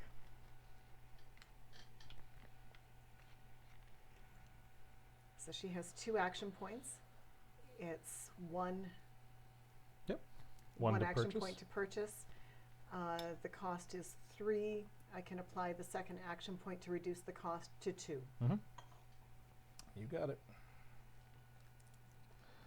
And I'm out of workers. So I will send my final apprentice to the theater. Okay. The theater. The theater. Where I will take the +1 action, please. Okay, so on the Thursday? On the Thursday. So, as I described, if you go on the Thursday, you get an additional action point. However, it's at the detriment of losing 1 fame and 1 money for every trick that gets performed of yours during that week. So, let's say I had sent my magician front stage to perform. If I performed at a location that has any of Susan's tricks, she would actually have to take a penalty for that. But because nobody is performing, that is not a risk. So she can just go there and take that extra action point. I'll cover the actual the performances probably next round. I would think at least one of us is going to perform. And I can move these over for you. Okay, so she's already got her linking rings in that first theater. She cannot place a second copy of it there, but she can place her other trick that is ready to go. I'm not going to be able to get a link with this. Right, because the heart is your stock escapes, and that is an escape trick. There's no way that she can link that with anything that's available. And I will place that there to entice you to link with me, and right, so we can both get shards. Sounds good. And that was from on the Thursday. Okay, so that's you? That's me. Okay, so then it would be performance if there are any magicians on stage. So in terms of the placement, and you can see that on the board, these 4 spots here actually have the top hat symbol only your token can go there. Only you can be performing the tricks. You're not going to have an apprentice on stage trying to pull off those tricks. It will go horribly, horribly wrong. So only you can be placed here. And all you're doing at that point, you don't have any action points to spend on setting up tricks. All you're doing there is performing the tricks. You can place yourself backstage if you wish to set up your own tricks, but if you place yourself backstage, you will not be performing. You must be on stage to perform. Obviously, if you're backstage, the people can't see you. Okay, so no performances again this week, so we are going to pay our wages. It's going to cost me 3. And this time it will cost me 3 as well. Get our characters back.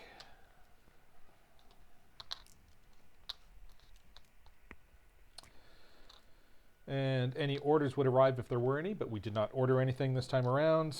The performance cards move, so now what we need to watch out for, I'll move these over. Third theater comes in. In a 2-player game, you're only ever going to have 3 theaters available.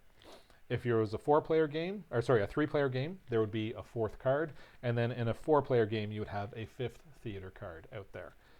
What this means is that in the next round, when we move the theaters, this theater disappears. So if those tricks, yes, I said tricks correctly. Yes. Now I'm actually questioning the right word. If these tricks do not get performed on the next round, they're gone. So there's greater incentive for Susan to perform this one because she's got 2 tricks ready to go and I've got 1. So that's something for me to keep in mind. The pressure's on her to perform at that theater. All right, so we've performance cards, posters, please. And we are into round 3, or week 3, and rolling the dice.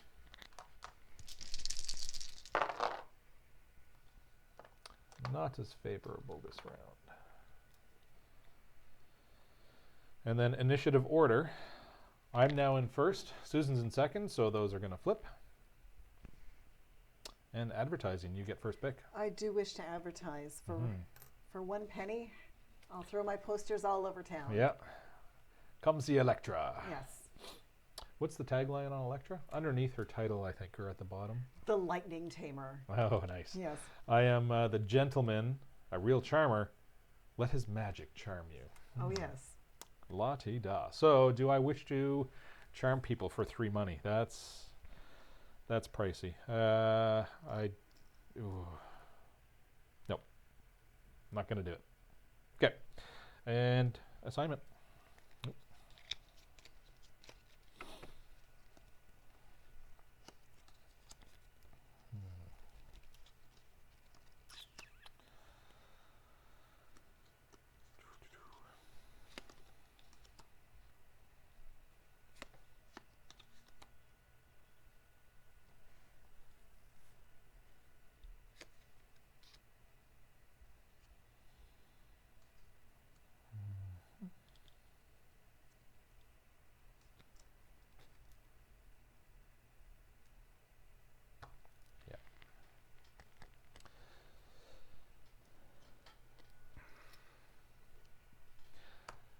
Satisfying clink of metal coins. Yes, these, I actually get to look at chat for a second. That's exciting. The coins, it's not just a satisfying clink.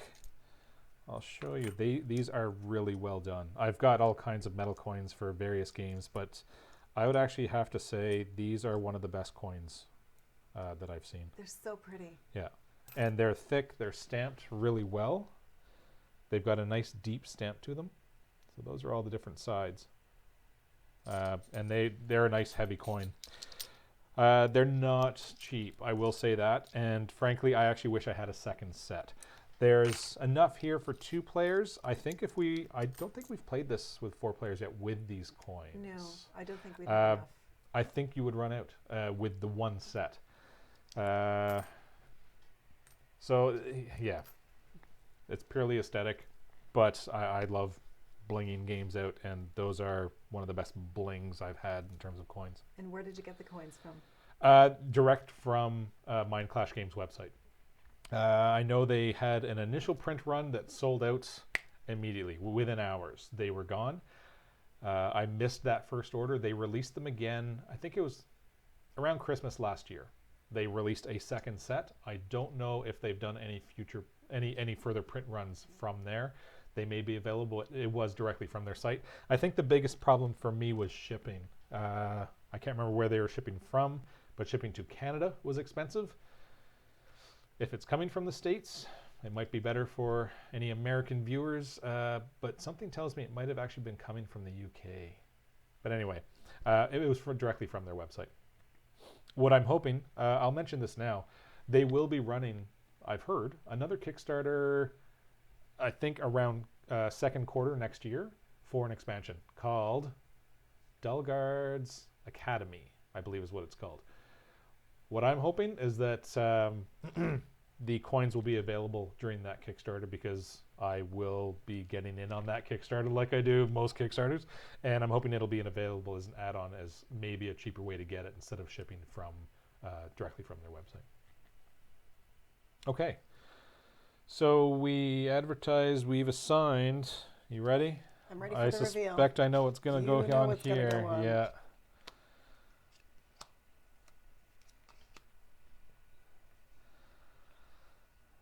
Not exactly what I suspected, but actually I guess you need... I'm just all theater all the time. So we'll see how this works out. And I'm first. You're first. So, placing first when more than one person is going to be performing in the theater can be quite key. But it's not who places first performs first. Because as I said, this is Thursday, Friday, Saturday, Sunday. They will go in order. So if you place first and take the Sunday slot so that you get the bonuses for the money and the fame, you actually have last pick of theaters, which can be quite key, especially if you're playing in a 3 or 4 player game. If you do not have tricks set up in each theater and everybody has already performed theaters where your tricks exist, when it comes time for you to actually perform, there's nothing for you to do and you've wasted your actions. Now, you will still get paid. You'll still get the yields of your tricks. They still fire when somebody performs in the theater, but you can only perform in a theater where you have tricks already set up. So, having said that, where would you like to go? I would like to lock down the Sunday. You're taking the Sunday. I'm All right, taking so the you're going Sunday. for the bonus. Yes. Okay. Now, as I said, if you're placing your magician, that's all you do, is you're just on stage ready to perform. You don't get any action points to set up any of your tricks. If Susan had gone backstage with her magician, then she'd be setting up and not performing. I like to think of it as the magician is going to the stage and having a cigar and meditating about how he's going to astonish the audience a bit later. So he's getting in the zone, man, and he's just sitting on the stage. Don't talk to me. Exactly. Yep. Exactly. I'm getting ready to perform. I have all these pictures in my head when I'm playing this game. It's so deeply visual. And It is, yeah. it's And amazing. just the board itself, Yes. with all of the locations on the board that I was showing before, it does help you get into the theme Very of the much game. so. Okay, so now I need to kind of get into your head, a little mind reading trick here. You're probably going for this theater. So there's multiple things to keep in mind. When you perform in one of the theaters, all tricks get performed, not just your own. So let's say Susan was performing at this theater, which is the next one to actually leave. Both of her tricks would go, and I would go. I'm like the headlining act. I get to do my trick, and then the main event comes on stage. Each magician gets the yield of the corresponding trick. Whoever the headliner is gets linking bonuses that exist on the card, and then we'll also get bonuses for any specialists backstage. I'll get into that in greater detail when we perform, but we'll also get the theater bonus that is at the bottom of each card. So I'll show you one that we don't have any tokens on. So in the case of this Riverside Theater, there's only the 3 spots here to use. As you can see, the other ones had 4. But whoever performs here gets 1 fame and 1 money. Whereas the ones that currently have tricks in them, well, that one's 1 fame, 1 money. And then this one is just 1 money. as we get into the Grand Megorian theaters, which are the larger theaters, they're going to have stronger bonuses at the bottom. So you might actually want to go for the bonus as opposed to the tricks that are on it. So I will get first pick, but I'm not going to take that Thursday spot because I'd be taking a penalty to my yield. So I'm just going to take Friday or Saturday. It's pretty much irrelevant at this point. But what I will do is I'll place my manager first so that I can start placing prepared tokens out there. So let's see here. I will not be able to link on that, but I could force you to perform it.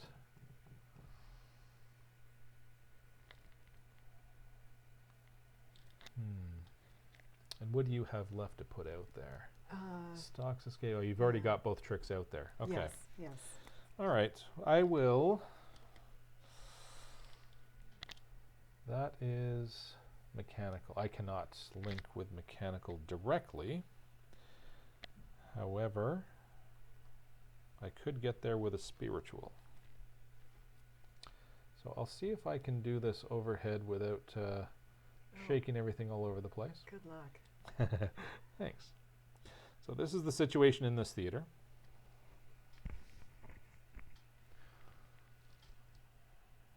So you can see that Susan has her mechanical linked with the Trickerion stone or Trickerion shard in that middle ring. So if I place my spirit hand, which is spiritual, so that swirly symbol, the spiritual symbol, is at the top of that red token. I've now linked with the mechanical, and I'm going to get a linking bonus. And while I'm showing this, I'll go ahead and show, I'm also going to place my enchanted butterflies in here, which is an optical, and will link as well with the two eye symbols in that bottom circle. So I'm actually going to link twice. And they are both the first tier, so I will get 1 fame or 1 money for each one. I'll put that there. So first off, that one linked, I get 1 fame or 1 money. I'm going to take the money, and we will each get a shard because we were both in on that link. And then the other one also linked, so I get 1 fame or 1 money. I will take 1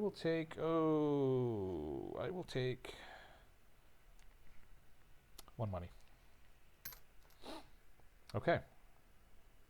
So that was by placing my manager backstage to set up some of the tricks for me. I am now going to send my assistant backstage. Because I've chosen the Sunday spot, I lose 1 action point. My assistant has 2, so that leaves me with 1 action point. But I've only got 1 preparation of a trick to put up anyhow. So it's no loss for Susan to place that there. Which one would you like? now I suspect that Michael is going to be performing in this theater, and I want a piece of that action. So I'm going to put my trick in there. There is no link, but it's in. Yeah. So like I was saying, there's no loss for Susan to place that there with the -1 action point because she only had the 1 to place. She's going just strictly for the yield bonuses here. And like I was saying when we were going over the initial placement in the theater, you can only take 1 day. So it's not like she could take that spot for performing and then go over here for the +1 action point. Once you assign to a day, you're limited to that day and nobody else can place within that day. All right, so back to me.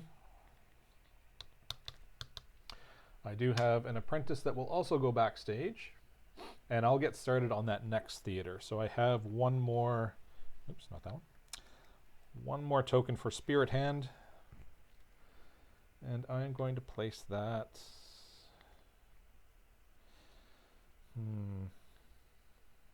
That's an awkward theater to do it in. All right. I'm going to place that token there. Back to you. All right.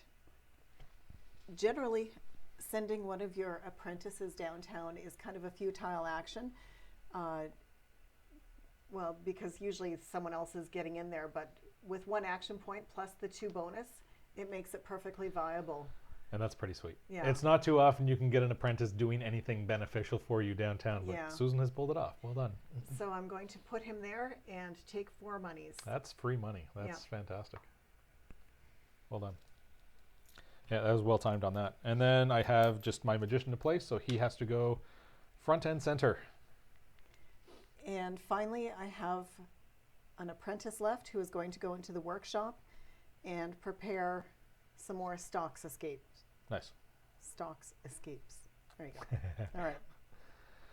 Okay, so you get to see your first performances. Here we go. It took us to get to week 3. Normally we do perform by the second week. Yes. Yeah. But that was, yeah, we're playing this completely differently. And we do it every time too. We mix things up. So when we go to perform, again, the days are done in order. Thursday, Friday, Saturday, Sunday. So this is going to be my Saturday performance. I get first pick at theaters. As I was saying, this one is just the 1 money bonus, whereas this theater has 1 money and 1 fame. Plus, I've got a couple links in there that will get me more bonuses. So I'm going to perform at the Riverside Theater on Saturday night. I'll just bring this forward. I'll have the opening act start.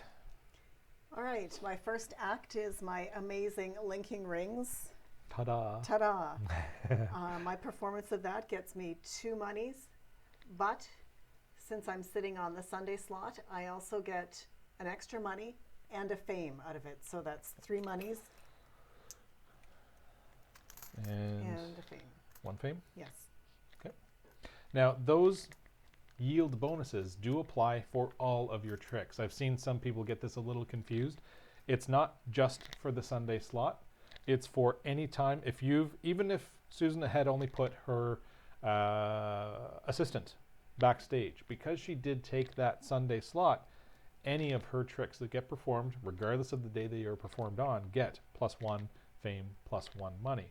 So timing, even just setting up tricks, can be quite key if you suspect somebody's going to perform in a theater where you have tricks. All right, and then your second one? My second one is the stocks escape. I'm not going to mime getting out of stocks. You can all imagine that as you wish.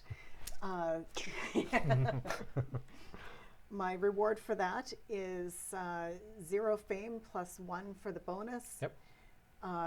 2 monies and a shard. Nice.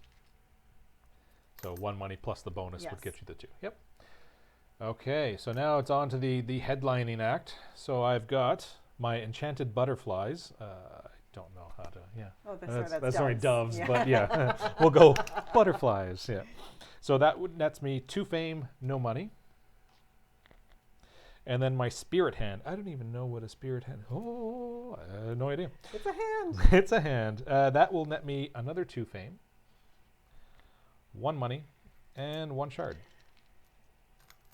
Now, on the board, it shows you the bonuses you get, and I love how they do represent everything on the board. If you're unsure of something, everything is represented on here, but it is also, is it in here? I believe so. I thought it was. It is not. Oh. It just has the end game stuff here. Okay. Okay, so I'll run you through on the board. I obviously cannot lift the board up at this point to show you, but it runs you through the performing. It has the hand with the wand is the performance, and it has that symbol above the magician spots as well, because it's showing that you are performing. So when you perform, first thing is each magician gets the yield of their tricks in that theater. So we've already resolved that. Next, for each link, you're going to get another fame. And I've got 2 links there, that's 2 more fame. Then each specialist that you have backstage, so not apprentices, just specialists, will also net you additional bonuses. So if it was an engineer, you'd get 1 more Trickerion shard. If it is a assistant, thank you, it's 2 fame. And if you have a manager backstage, such as I do, I get 3 more money, because the manager can get a better contract for me. Lastly, you get the theater bonus, so 1 more fame, putting me at that 16 threshold. So now I can learn that second tier of trick Nice. without having to pay additional money. And 1 money. Tokens then go back into your supply. They do not go back onto the trick. If you want to perform those tricks again, you will have to send somebody to your workshop to prepare those tricks for you. Or yourself could go there as well. All right. That goes back. So that was the Saturday performance. I hope it was entertaining for everybody. On to Sunday. All right, Sunday is a smaller show at the Riverside Theatre. And Susan doesn't have any choice here. There is another theater with a token on it, but you can only perform, as I was saying, you can only perform in a theater where you have at least one trick. You don't need to have majority. You just need to have at least one trick set up ready to go. I would like you to open for me, please. I'll do the opening act of Enchanted Butterflies, which gets me 2 fame. Putting me up to 18.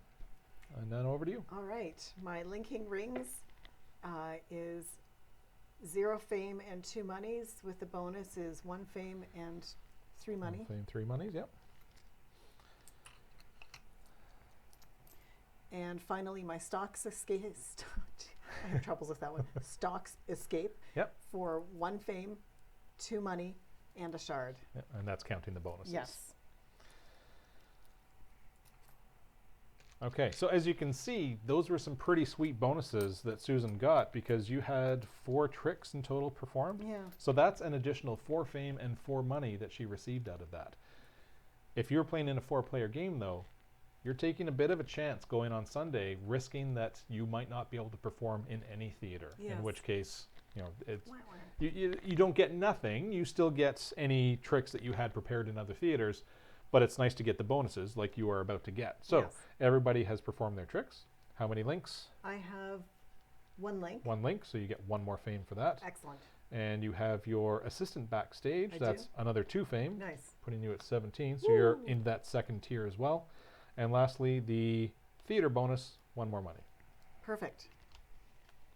And that is performing. As you can see, it's fairly lucrative, and it is kind of the point of the game, so you want to perform as much as possible. And like I was saying, we normally do by that second week.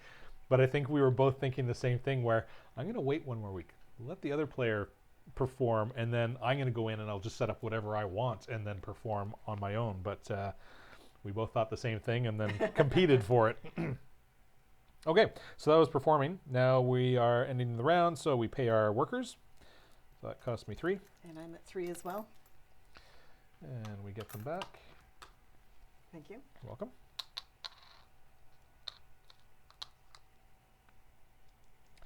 Any orders would arrive. Don't have any. Yes. Interesting. The spirit hand is a hand on the tabletop that taps 1 for yes and twice for no when asked questions. Thank you so much for the clarification. That was Magic Man 8787. Tail of the house. So, oh, that would be a no. So, yeah. Okay. All right. And I guess Magic Man would know that, wouldn't he? Yes, you would. We have a professional in the audience. All right. So orders, yes, orders. We don't have any performance cards, so that theater is now gone. So like I said, if there were any tricks left on that theater, they'd actually be removed from the game. So you want to make sure that you perform your tricks before they disappear. Now we have one of the Grand Megorian theaters coming in. So this one has 4 spots, 3 links, 1 for a shard, and the bonus at the bottom, 2 fame, 1 money, so it goes up a little bit. Some of them can get rather lucrative, especially if you're playing in the advanced where you then get, what is the last theater called? Can't remember. I'll have to look at that after. All right, so we've got next theater coming in. Posters. You get to take your poster. Did we? Not yet, because I haven't gotten there. Okay. But that's next. That's fine. That's fine. Posters, counter, and rolling dice. So we're into the 4th week.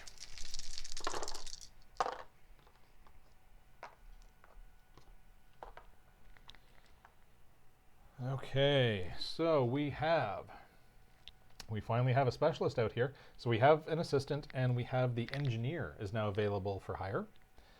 Only 1 spell, one of them's X'd out, and it's a random, any spell. Or not a random, but a wild. And then money is 3 and 4. So there's some options out there downtown. Initiative order, I am in first, so Susan is still going to be first on the board, that's fine. And advertising. Yes, please. So taking 2 fame for 1 money. Do I want to pay 3? All right, I'll pay 3 for 2 fame.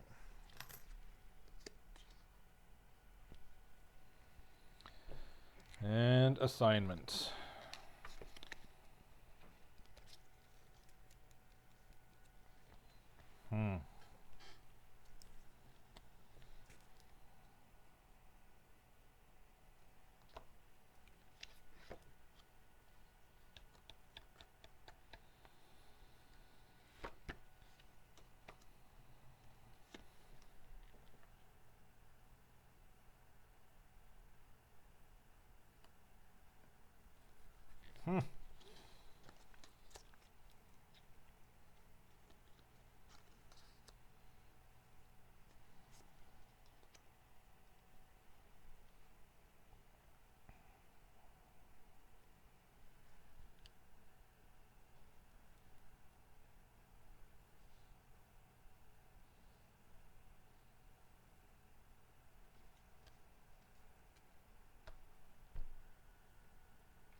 No, sir. I don't like it. I will need a moment with this. Yes. If you had to guess, what do you think you'd be doing next? Well, the folks at home probably know because they saw me lay my cards down. That's true. I won't look at chat. That's fine. Chat, help me. Oh, I don't know if I can pull that off.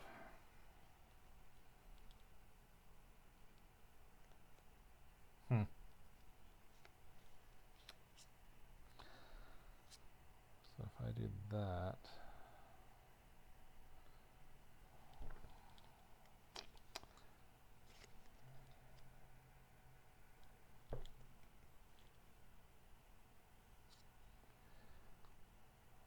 Huh.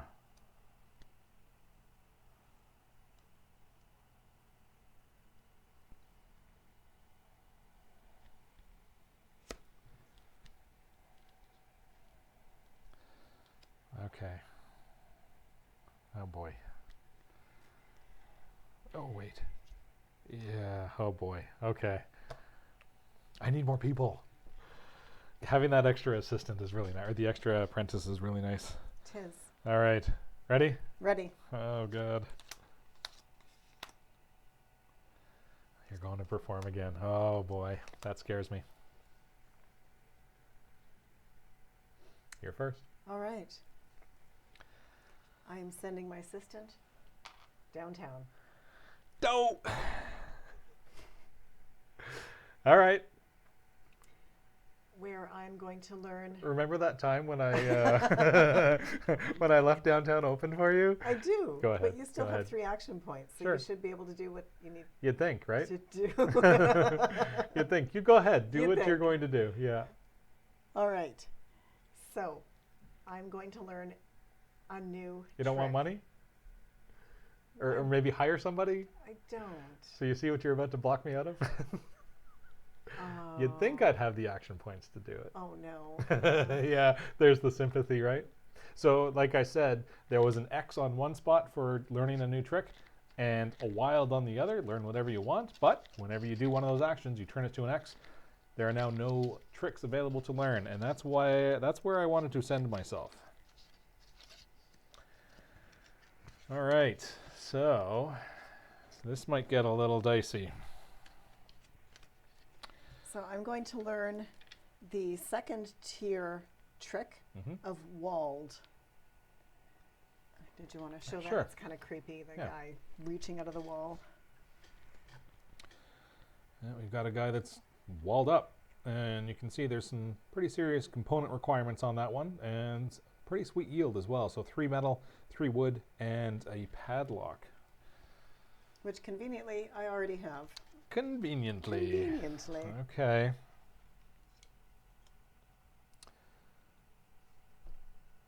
And you do have an extra action point. I could re-roll a dice. Yeah. So if she wanted to, she could re-roll. Do you want to maybe roll one of those? Okay. No, I'm kidding. I'm kidding. I'm kidding.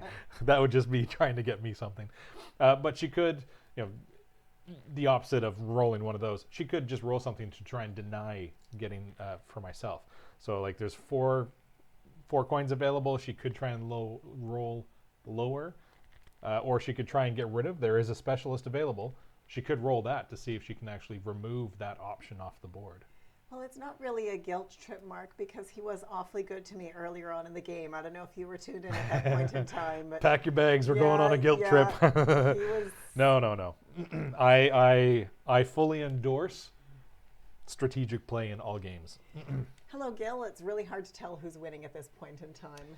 Yeah, right now the actual points that are out there, it's 21-19 for myself, but that does not really mean much. No, we've still got... it's a very close game. Pretty much 2 rounds to go, so it's...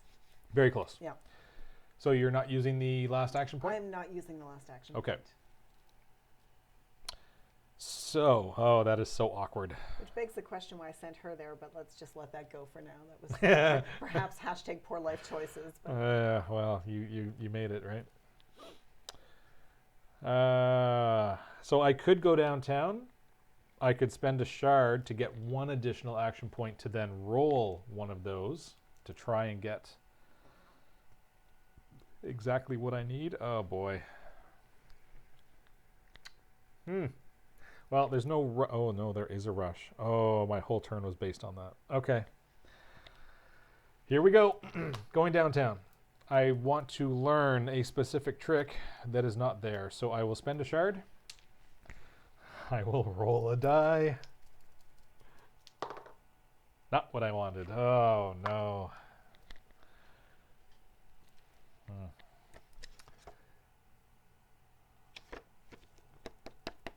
Shoot. You got me again, Anderson. Okay, I guess I'll hire a specialist then. Needs of the one. I remember the good old days when Michael would just hate draft for the win. That doesn't sound like him at all. No. Not at all. I have no idea what you're talking about. Okay. I'm calling an audible. I've got to change my plans. I was really hoping to get one of those second tier tricks into my repertoire, but not available. What is available? Optical, and I don't think there's anything that I would have the components for. No. Not even available in the market. Wow. Yep. Okay, so I have to change my plans. So I'm going to hire the engineer. So, engineer you have not seen in play yet. We actually rarely get him into play. Yeah, it's not too often we get him. Or her, yeah, depending on which side you're going to show. So I'll show this again. Engineer, so again, you've got the female or male option. And there are a couple additional symbols here for use in the workshop. So the way the engineer works, it is the 4th spot for a 4th trick, which is irrelevant for me because I can't even get the 3rd trick going. But for 1 action point, you can move one of your tricks onto the engineer's board. And then when you take the prepare action, you actually get to prepare 1 additional instance of that trick. So if it would normally have 2, you get to put 3 tokens on it. So you get a little more efficient. Now, this won't be doing me much good right now, except for the fact that in the base game, each specialist you have will be worth 3 fame. So basically what I've just done is I got myself 3 fame. I might be able to make use... Actually, no, I won't. It won't serve me any purpose. Okay. You did it to me there, Anderson. That was a bad roll. It wasn't deliberate. I'm kidding. Over to you. All right. As a matter of fact, I actually would have encouraged you to roll that to get rid of that option. Oh. That would have been a hate draft type move. Just roll the specialist to see if an X comes up, because it's 50-50 of having a specialist out there. And then even if it was a specialist, if it was a manager, I wouldn't be able to hire them. So there would only be a 1 in 3 chance that she'd re-roll something favorable for me. She'd actually have a chance of getting rid of it. But all right, I'm going to send one of my apprentices to the workshop to prepare my linking rings trick.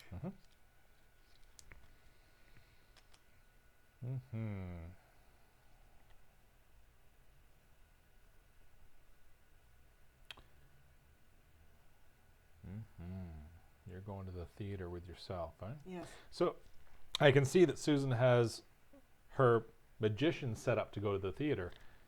She has no tokens in the theater, so obviously she's not going to perform. She's going to set up some tricks in the theater. So I'm going to wait her out. I do have my apprentice sitting here ready to go and prepare one trick for me. I will wait until Susan has started preparing, and then I'll see which theater she's in, and I'll start linking onto what she's doing. So at least I'll get something out of that. So I'll send, before I can do that, I do need to prepare some tricks. So I'm sending my manager to my workshop. I could spend an action to move one over to my engineer so that I get the extra preparation, but we've only got, this is a shortened version. We'll get into the differences between this and the expansion later. I've only got tonight and tomorrow, so having the extra preparation of that trick is not going to do me any good. So I'll just use the 2 actions to prepare both of my tricks. That's me. Over to you. I'm going to send my second apprentice to the workshop to prepare my new trick, Walled. And just like that, I was not able to wait out Susan because she still has one more action, so I do have to use or lose this apprentice now. So it's either I place him in the theater or I'd be flipping the card face down. I can't just pass. So I will go to the theater, and I will at the very least take the Thursday spot, so I do get the 2 actions. I know that Susan won't be doing any performances, which means I don't need to worry about the penalty to yields on tricks. 2 action points means I can prepare 2 tricks, and I think is that the best way for me to do it? What is the best way for me to do it?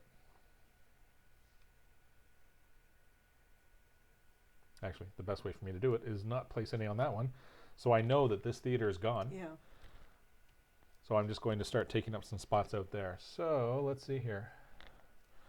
I'm going to see if I can get a link on that shard on my own. So I have optical, and I have spiritual. No, there's no way I can do that on my own.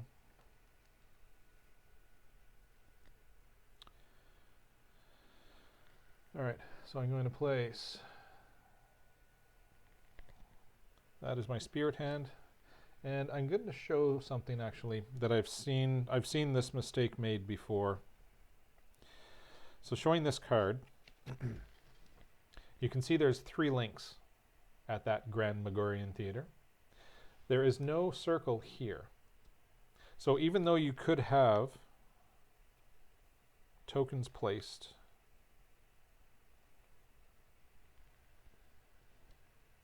like that, even though those 2 eyes do actually meet up, you do not get a linking bonus for that because there is no circle there. And I've actually watched some videos where people were scoring that as a link. Just because they're adjacent does not mean it's a link. They need to be within those circles to officially be a link. So I have the spade is optical. So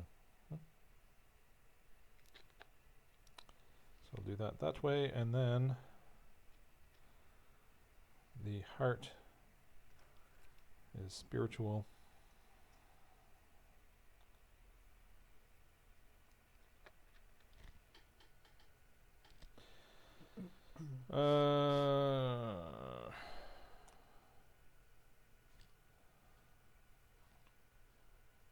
Optical. Ooh, actually I could get a link over there. Okay, here we go. So my enchanted butterflies, I will place that into the Riverside Theater. No, I won't. Yes, I will. Spiritual. No, I won't. Never mind. Okay. I thought I had it. Spade is optical, going this way, and spiritual going this way. Okay. very puzzly with how you work those out. Trying to squeeze out as many benefits as possible. That is me. All right, and now I'm going to send my magician to the theater just for trick prep. Mm-hmm. He's already taken the Thursday. I cannot go on the Thursday, so I will go on the Friday, which gives me 3 action points. I can move some over if you wish. Or can you see them from there? Yeah. You're good?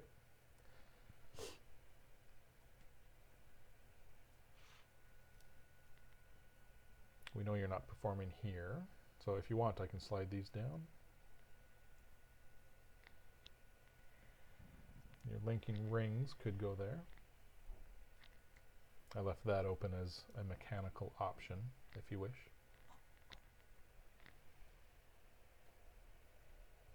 The mechanical is the least lucrative of my tricks, so I was, well, I'll still get it into play, I suppose. Yep. So So Gil's saying that Mindclash is the only publisher with 2 games on his top 10. Yeah, I'm enjoying all of their stuff for sure, and happily looking forward to Cerebria. That one's looking quite good. Went in for the painted miniatures on that one. Okay, so that and that. Now I'll link with. Bear with me, kids. I'll link there because that's my Hate second draft. tier. Yeah. Okay, so before you go into the second tier, let's cover this. So you went with your spade, which is linking rings, and you did link there. Yes. So that is a tier 1. Yes. So you get 1 fame or 1 money. I'll take the fame. Okay. And then it did link on the shard space. So we each get a shard because we were both involved in that. And then the club is linking, escape with the links. Yes. Doesn't link here, but it does link here. Yes. So again, you get, and that is the second tier. Yes. So you get 2 fame or 2 money. I'll take the fame. Yes, you will. All right, so that's that theater covered. And if she had linked in 2 spots, she would get 2 bonuses. And if you want, I can move this down. Thank you. Welcome.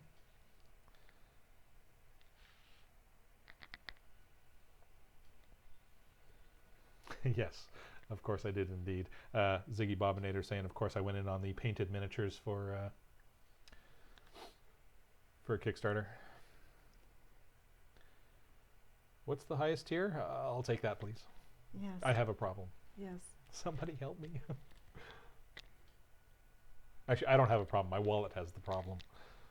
All right, I can't link that one, but I want to get that walled. Yep. So you want to get that second tier out there. Yes. Yep. All right. Slide this back up here. And that is all the placement done. Yes. All right. So there's no performances happening. So we're on to paying wages. So I've got 3 to pay. Oh, I'm cutting it close. I as well.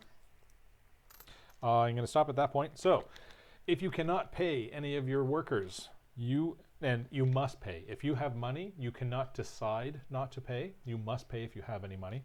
If you cannot pay, then you lose 2 fame for every coin that you are unable to pay. And that is a very steep price. You do not want to be paying that penalty. So pay very close attention to how much money you have. You need enough to be able to pay your employees. All right, and then we get our guys back. And I'm going to get, so I took the engineer card, so I do get the engineer disc. So like any other specialist, the engineer has 2 action points as a base. Each specialist is going to be 2 action points. And they become available at the end of the round that you hired them. Orders, we don't have any. Moving the performance cards, this one is out. These rotate around. And we have our last theater coming in, and here's a more complex one. Another Grand Magorian theater. There's 5 with 4 potential links that can be made and 3 coin as a performance bonus for the headlining act. Posters come off. Yeah, might as well leave them there, eh? Yeah. And turn counter. So we're into the final week. This is it. And this is close. We're a point difference, but I'm 1 point behind, which means I'm actually going to get to go first, which could be key. We shall see. And we're going to roll dice.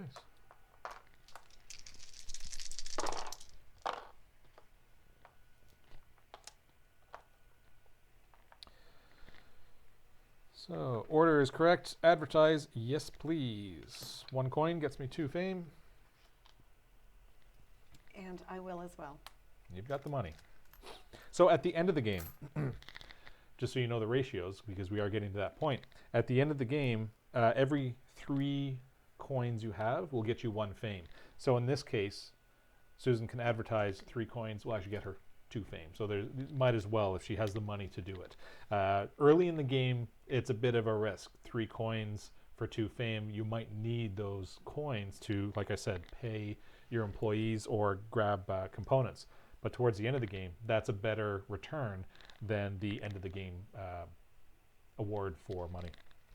Don't be knocking the 7th continent, Ziggy Bobinator. That's just low. What has she said?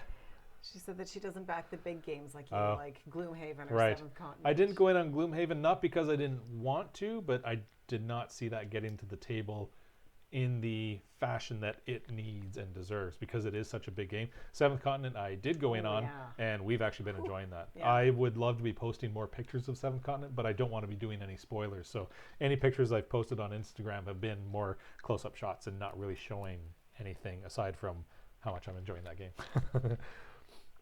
Okay, so we've advertised and we're down to our last assignment phase. This is it. Oh, I know you're not saying they're bad. No, for those big games, if you don't see it getting to the table, like Gloomhaven, you need a committed party ideally to play that and get into the RPG aspect of it. Otherwise, yeah, there's no point. Same thing with something like a legacy game like Pandemic Legacy, for example. Obviously nowhere near the price point, but we have a dedicated group of 4 of us that have been playing through that. If you don't have the group, there's really no point in buying it, because you need to have the same people going through something like that. Now, having said that, I do have more legacy games already around that have just been sitting around because we're waiting to finish Pandemic Legacy before we carry on. But I digress. On to what I'm supposed to be doing.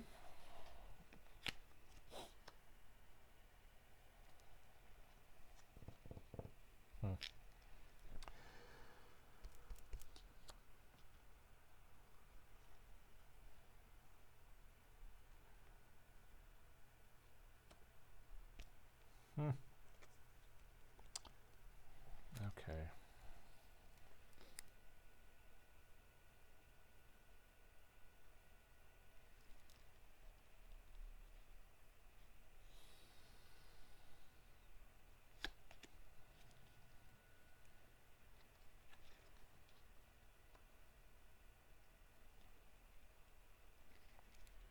If you were to guess, where do you think you might perform? You know what?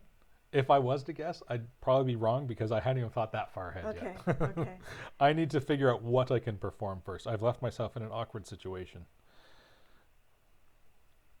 So the awkward situation I'm in right now is I do have 2 tricks with only 1 preparation token on each, which means I can't actually get any more tokens on them without putting them on the board. But if I throw somebody backstage to throw those on the board, I won't have enough actions left to prepare them again and somebody else to then throw more on. So I'm a little handcuffed, and I don't have the stocks escape to be able to get out of those handcuffs. You've got that trick sitting there. I mean, what makes you think I'm going to perform?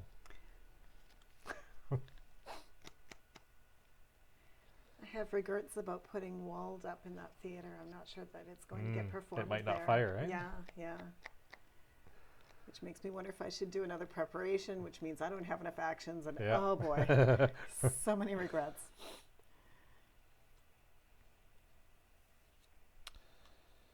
Yep.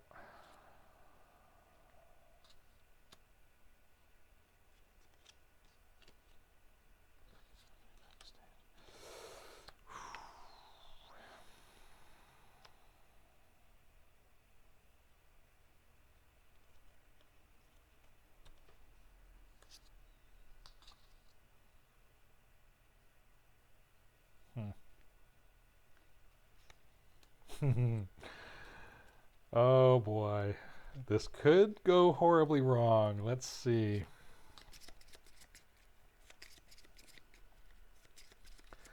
I don't know if I have everything accounted for.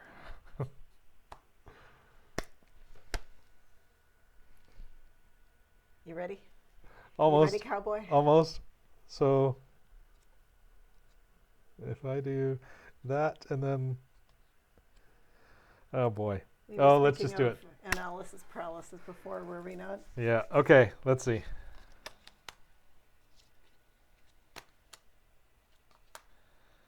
I have a chance.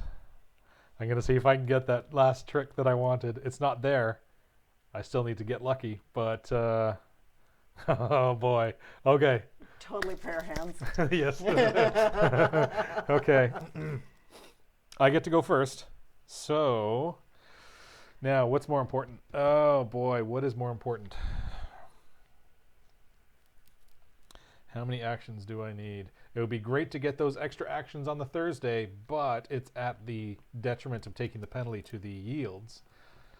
I don't know if I want to do that, but I also can't really afford one less action backstage for prepping, because as it is, you can see if I'm going to perform, my magician is going to have to be front stage, which only leaves me with my manager for preparing tricks. So if I put my manager on the Sunday, I can only prepare one trick. That's no good. So what does this mean? Oh, I don't know. What does this mean?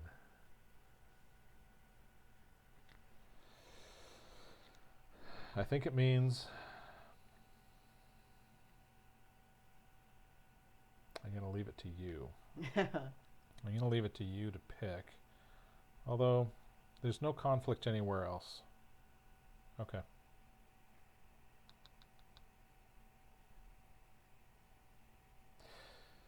Oh boy. Yeah. Okay. I'm going to send my manager backstage, and I'm going to take.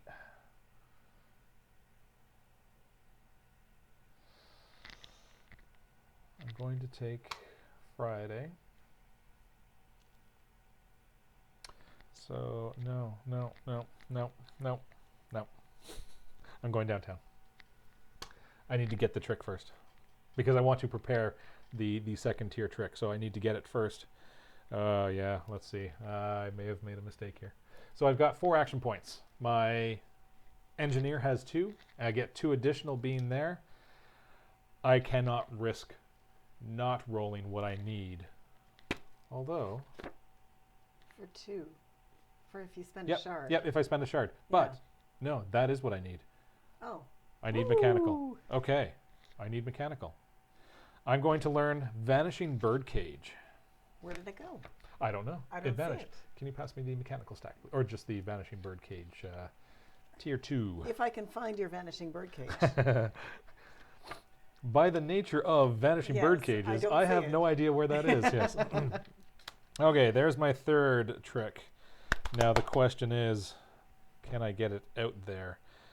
That leaves me with 1 action point. There's, hey, let's roll a die. Oh, look at that. Denial of money. But nobody's going there anyway. Yeah. Okay, over to you.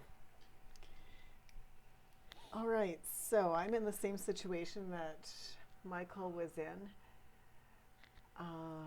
Oof.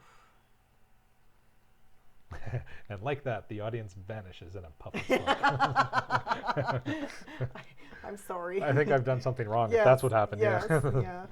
I need to go back and work on that trick just a little bit more.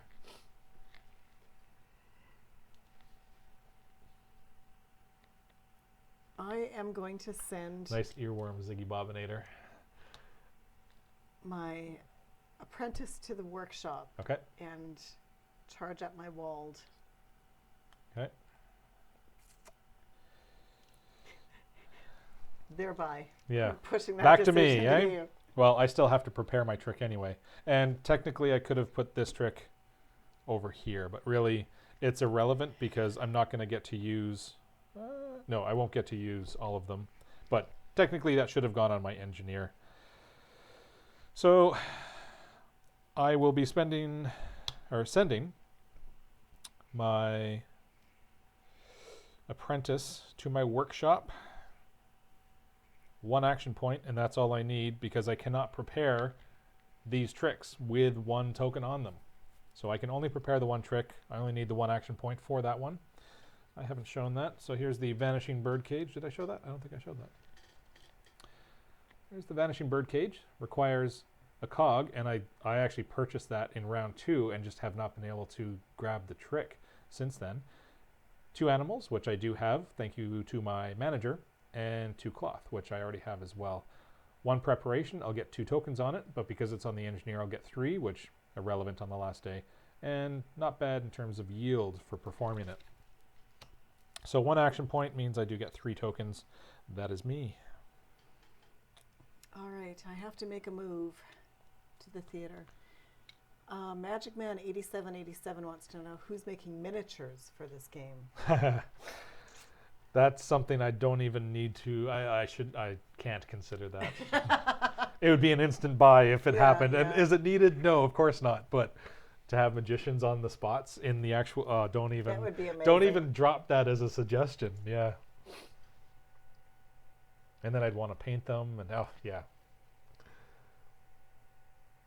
You're not good for my wallet.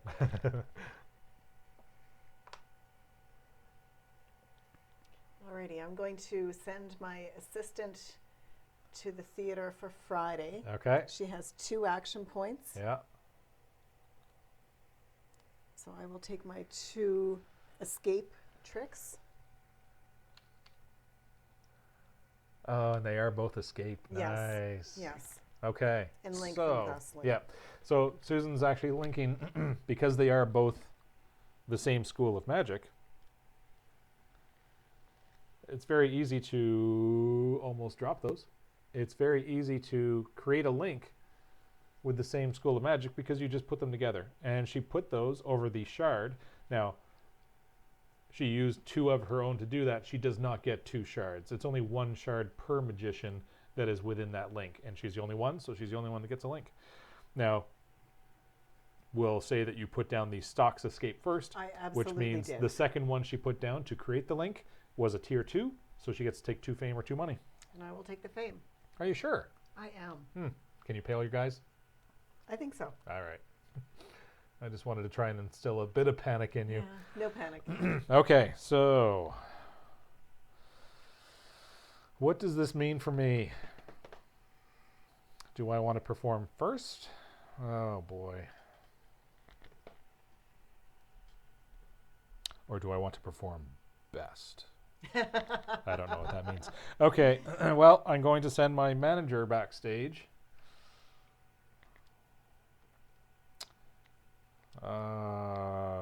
If I go on the Thursday, that would give me the 3 action points I need to actually get all 3 tricks out there. However, I'd be taking that hit to the yield. So 5 tricks, that's 5 fame and 5 money I'd be losing. I don't think that's worth it. But then I'd also get to pick the theater first. Oh, this is tricky. No guts, no glory. You're being egged on big time by the other one. Of course I am. Okay, you know what? Oh, you did it. Yeah. Well done, you. Yeah, I'll go. I'll go on the Thursday. Oh boy, that might be a mistake, but let's find out. So I do get to prepare 3 tricks, and I do have 3 tricks to set up, I should say. You prepare them in your workshop, you set them up backstage. Okay, so this will take a second. I know I'm only working with this theater, so that makes it a bit easier. My club, thank you. That's fine, leave that one down. My club, so I'm going to hit the curtain there. My club trick is mechanical. Okay. And that is a tier 2. So my club trick I will put here. That links. Tier 2, I get 2 fame or 2 money. I'm taking the 2 fame. Next up is Enchanted Butterflies, is optical, which I can link that way. Tier 1, 1 fame. And then my last one, the heart, is my spirit hand, which cannot create a link, but it is the only spot left. There is a spot left on this theater, but I don't see either of us performing that one. At least I've put the pressure on Susan. If she doesn't want all of my tricks to get performed, she would have to perform on that one, which does not have her higher level trick. It does, actually. Your walled Yep. is club. Oh, it does. Yep. Interesting. But do you want to do just the one? I don't Anyway, think so. I guess we'll find out. Yeah. Okay, so that was those placed. Back to you. All right. Because both of the theaters are full at this point in time, that makes my second assistant, my second apprentice, really kind of a moot point. So. Okay, and then I will go front and center on the Thursday. We'll see if that was a mistake. I don't know. And we're down to performing. We're down to performing. Okay. So now it's a matter of which theater do I wish to perform in. I do get first pick, and that's one of the main reasons I took Thursday. 1, 2, 3 links would be 3 fame, 2 fame with 2 links, so 4 fame if I perform there. I think that is the way to go. Yep, I'm going to perform here. The Grand Megorian on a Thursday evening. Brought to you by The Gentleman.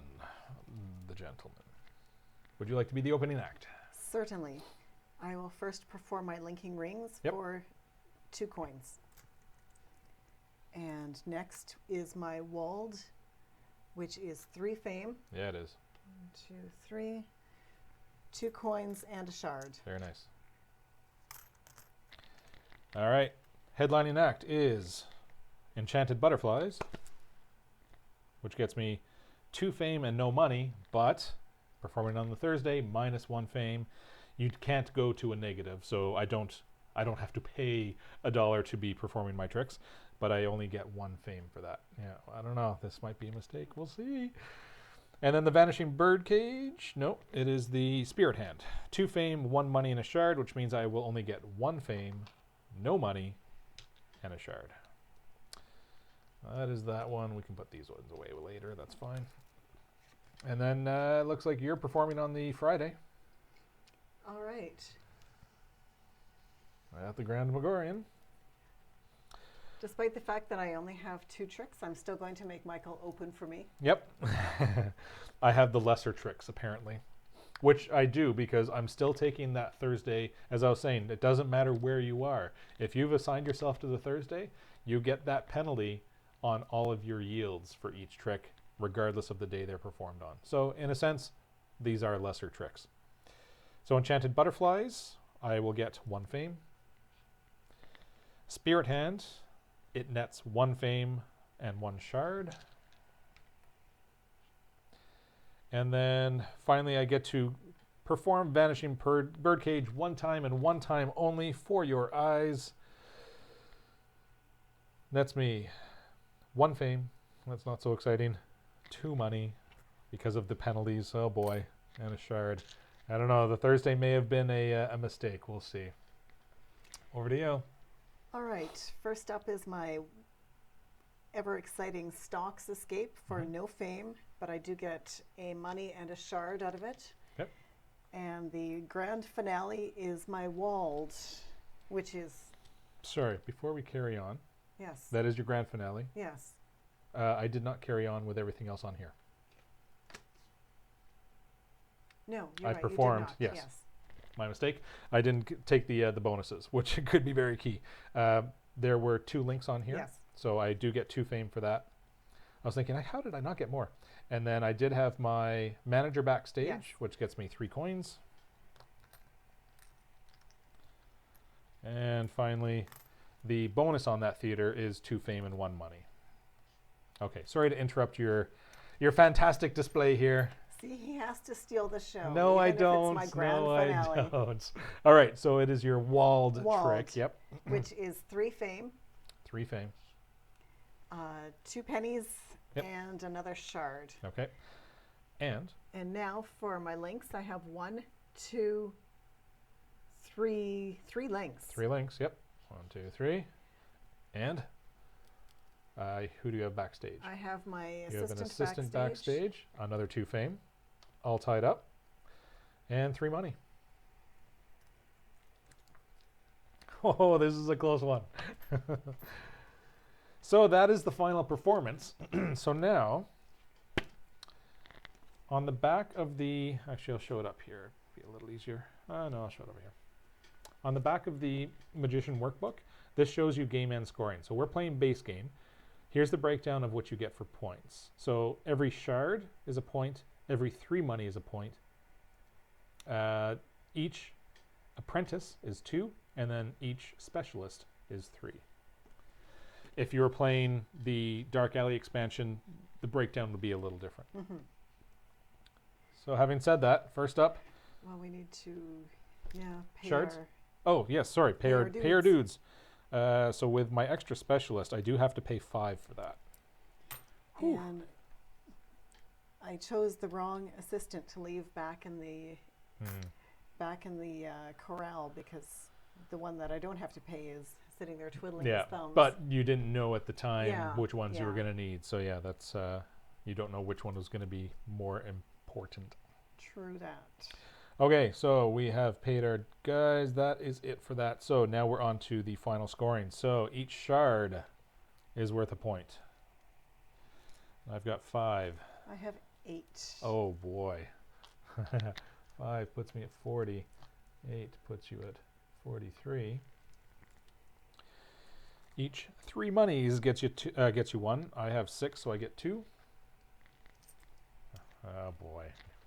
Running away with it. I have this much money. 18, so I'll get you Yeah. to 6. 49. Nice. Each apprentice gets you 2. I've only got 1, so I got 2. And you've got 2. Yep. Because Susan did start with the extra 1, put you up to 53. And then each specialist gets you 3. So you have with the 1 specialist for 56. And I have the 2 for an extra 6, puts me Nice. at 50. 50, 56. I after the stream, I might have to go and see what would have been different if I went on the Saturday instead of. But you know what? I don't think it would have made a difference. Because I would have gotten a little extra fame, but then you'd get to pick the theater first, so it would be hard to figure out. But I don't know. Anyway, there you go. That is the base game of Trickerion. Hopefully, I know that what are we looking at here? 2.5. That's not too bad. I actually expected that might go a little longer, so that's not too bad. That was obviously with a lot of explanation. There was 45 minutes up front plus explaining throughout. So I think we can, as a 2-player game, get through the base in under an hour. As a matter of fact, I think the box Yeah. does say it's 30 Yeah. minutes per magician. And yeah, we can get through a base game in under an hour, just the 2 of us. So that timing is pretty bang on. It extends, though, once you get into the expansions. So hopefully that did get through things clearly. There was a lot to go through. I will now discuss expansion stuff. Now, expansion, I say expansion, it's the Dark Alley expansion that actually is in the box. I'm going to cover that first. What that changes is it actually gives you a whole new area on the board. So there is a second side to the board. On the back side, it almost looks the same. It changes some of the artwork because technically it is now a new city. The city has grown. represented here, I didn't point this out at the beginning, but you have the 3 theaters represented in the middle of the board. So you have the Riverside Theater, the Grand Majorian, and then one that's under construction. When you flip this over, you will actually have the 3rd theater, and I'm drawing the Magnus Pantheon. Yes, Magnus Pantheon would be the 3rd theater that that gets built. And that would be 2 more theater cards coming out, because it is then played over the course of 7 weeks. So you get 7 rounds, which I feel you need those extra 2 rounds. Definitely play the base game when you first start playing, because it does take a while to wrap your head around the order of everything and how you need to play it all out. The tricky part is because you're assigning everything at the same time, because it is simultaneous action selection. You're assigning all your workers at once. And if you go to start placing them and realize you forgot a key moment, that might be an entire round burned. So it's not like other worker placements where you're just placing one worker at a time and can just kind of work through, okay, I need this now, and then I need this now. You need to plan the whole round out ahead of time. So definitely play the base game a couple times to get a feel for how the game flows.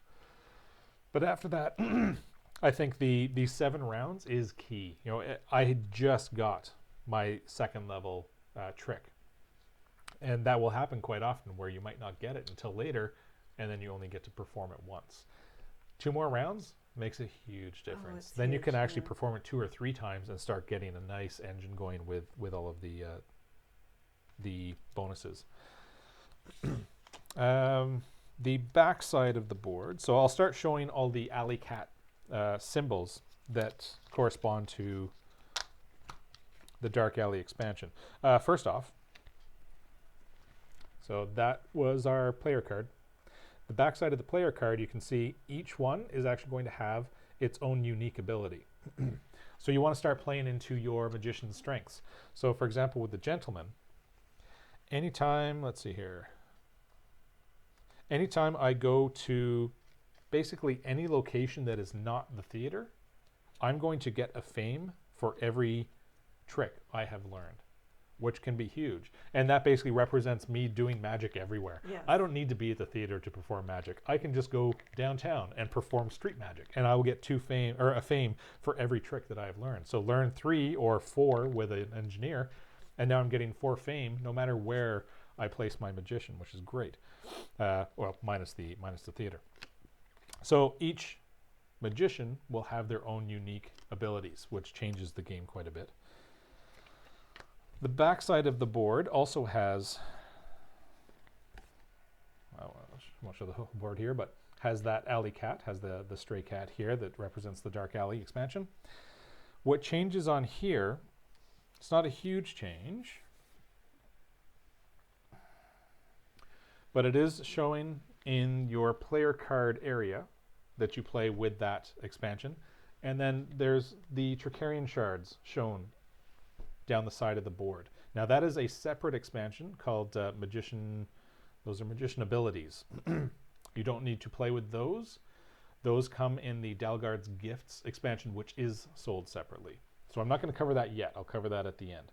But it does represent that you're using the Dark Alley side of your card.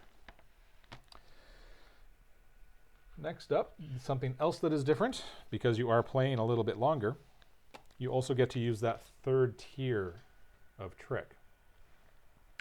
So you've got a threshold of 36 now. You need to get to 36 fame or pay the difference. These are going to be more complicated tricks, but you can see the yield, 9 fame, 4 money. That's fantastic. And additional points here at the end of the game if you can meet the requirements on it. Some of them are not easy.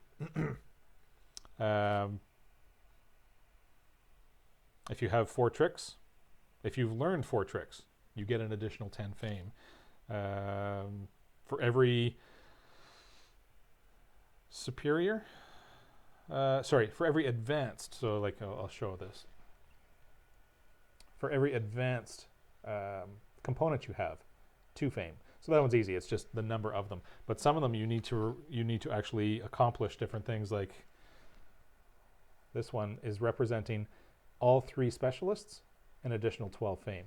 So if you have those 3rd tier tricks in your repertoire and accomplish whatever is on the bottom, you're going to get even more points out of it. Whether you've performed that or not, you'll get additional points. And then the biggest difference is, I would say, the Dark Alley itself. Yes. So it's the Dark Alley expansion. It opens up a 4th area that you'll be able to go to. Do I want to flip? You know what? I'll show it. We'll just slide these aside. It's worth showing because it does make a big difference.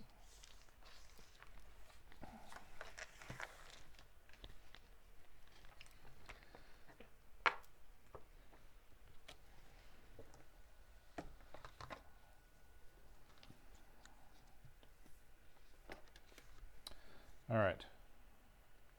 So the Dark Alley.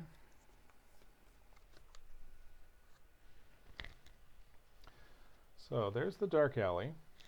Now, again, you've got 4 spots to go. Same thing, you've got 2 additional action points, 1, 1, and 0. And then there's the Oracle sitting here with these 3 circles plus 1 here. I'll explain what that does.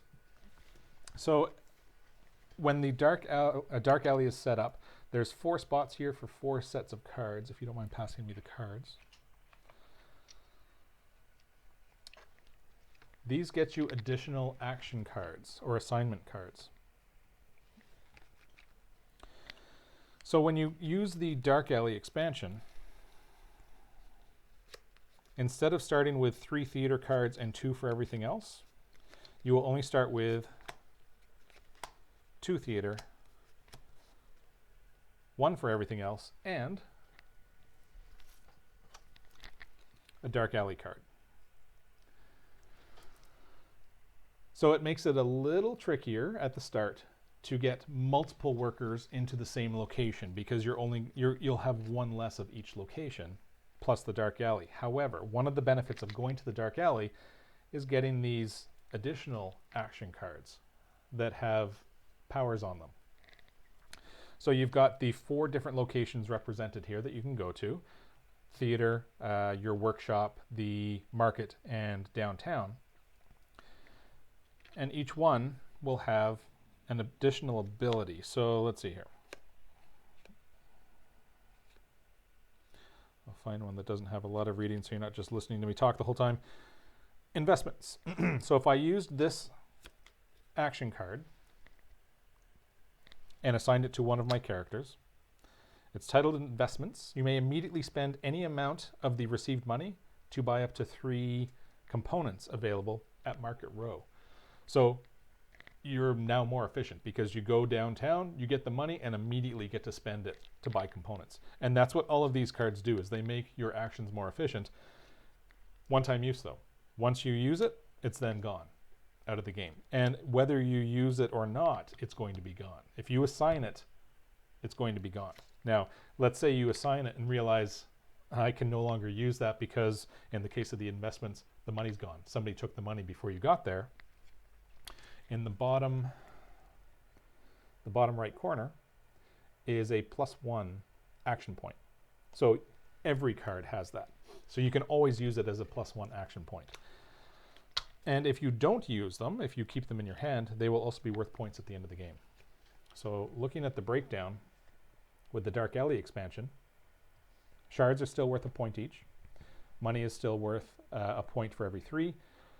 These are the specialized assignment cards. They're worth 2 fame each. And then it's a variable fame for those 3rd tier of tricks. But you can see that these are no longer worth points. You don't get any points for specialists or for apprentices. But very much worth the expansion. Again, it's in the box. This isn't a separate purchase, but very much worth playing with those because those add a lot of variability to play and strengths. So the the last section is that Oracle I was mentioning. The creepy fortune teller dude, as Ziggy Bobinator of Notes. Yes, definitely. These are the Oracle tokens. So that's the back of them, showing that black cat. And then I'll show the front of some. So there's a handful of these tokens, and they all represent different things that will happen different days. So when you set up with 3 tokens with the Oracle. The first day, there is no active ability.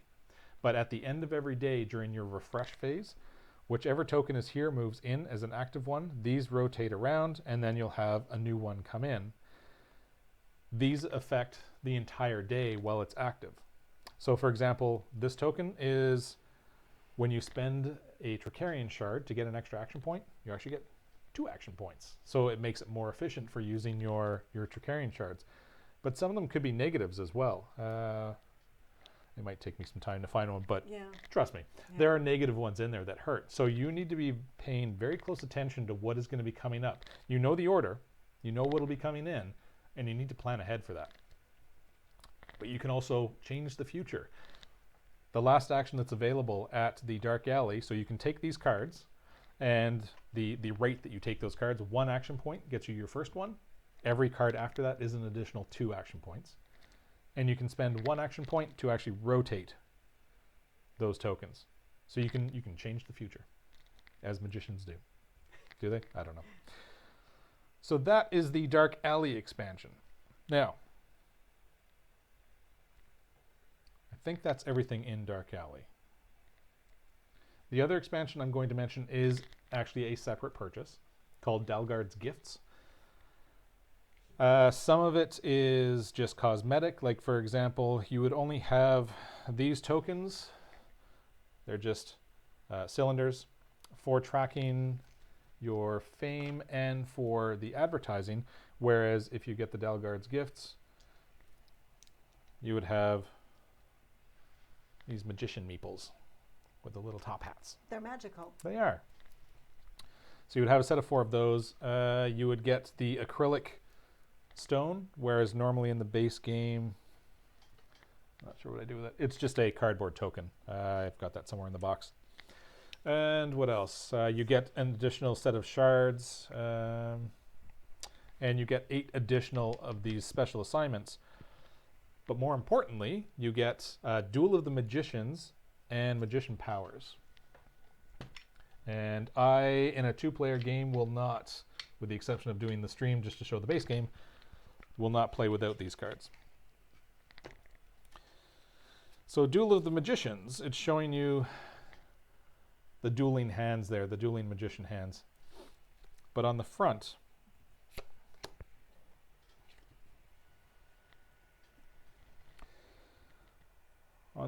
as you saw, we were playing with the middle 2 spots blocked out, just leaving the far left and the far right open. What this does is every day you're going to have different spots blocked out. So if this was the currently active card, the only spots available at downtown would be the 1 action point and 0 action points. But if you were to go to the market, then it would be the 2 and 1 additional action points would get played. So you need to prepare a little bit better. You'll always see, you'll have the current one face up and the next one face up. So you'll always know what the next day is going to bring in terms of availability at the various locations. So it almost makes it feel more like a 3 or 4 player game with your options changing every round. And you need to plan your, if it was a day like this one, then you know going to the Dark Alley is going to be weaker, no matter even if you're the first player there. That's going to be a weaker action. Whereas some of them with the 2 and 1 spots open, you know that you're going to get more actions out of that spot. So that for the Duel of Magicians. And am I missing anything there? That's all I can think of. Yeah. And then Magician Powers. Now these ones, the Magician Powers, were not entirely sold on Magician Powers. This adds a lot of variability to the game, almost to the point of too much, in the sense that, how can I explain this? So Magician Powers, you're going to get a set of these cards, and they're all going to have unique powers on them. And they will show you, so let's see here. They will show you on the right side which spots they can go into. So remember I was showing you my board. And along that left side where all the Trickerion shards are, there's 4 spots. So the bottom one has 1 shard going all the way up to the top one having 4 shards. That's where you put your Trickerion shards as you get them. So if you have 1 shard, it starts at the bottom. That unlocks that bottom spot. You get 2 more shards, it unlocks the second spot. So on and so forth all the way up to the top. So looking at that card again, it shows that it can go in one of these 2 spots once you have them unlocked, and then you would have this power available. And there are 3 tiers of abilities. So you've got the 1 fame, 16 fame, 36 fame, similar to the trick levels as well, that will go up those sides. It's nice for variability, but we found that there were some that were almost a little overpowered, and it's just luck of the draw at the start of the game in terms of which ones you have. So if you get a crappy draw, it might be a little tough to combat somebody that has a really strong draw at the start. But we haven't played with those a lot. Not really. No. So that'll require more experimentation on our part to see if we want to be playing with those or not. That is not part of the Dark Alley. You don't need to be playing with those for the Dark Alley expansion. Okay, that was a lot of talking. I think, oh, no, there is one more thing. I knew there was something for Duel of the Magicians. The theaters. The theaters changed for Duel of the Magicians. So a normal theater, and this happens at all levels. That would be a normal theater card, the Riverside Theater. That's the Duel of Magicians card. So it has that Dueling Magician symbol on it again. The difference is it starts with 1 grayed out token already on it, which is very important because in 2 players, as you saw, the first magician to place their tricks doesn't really have an opportunity to link other than with his own or her own.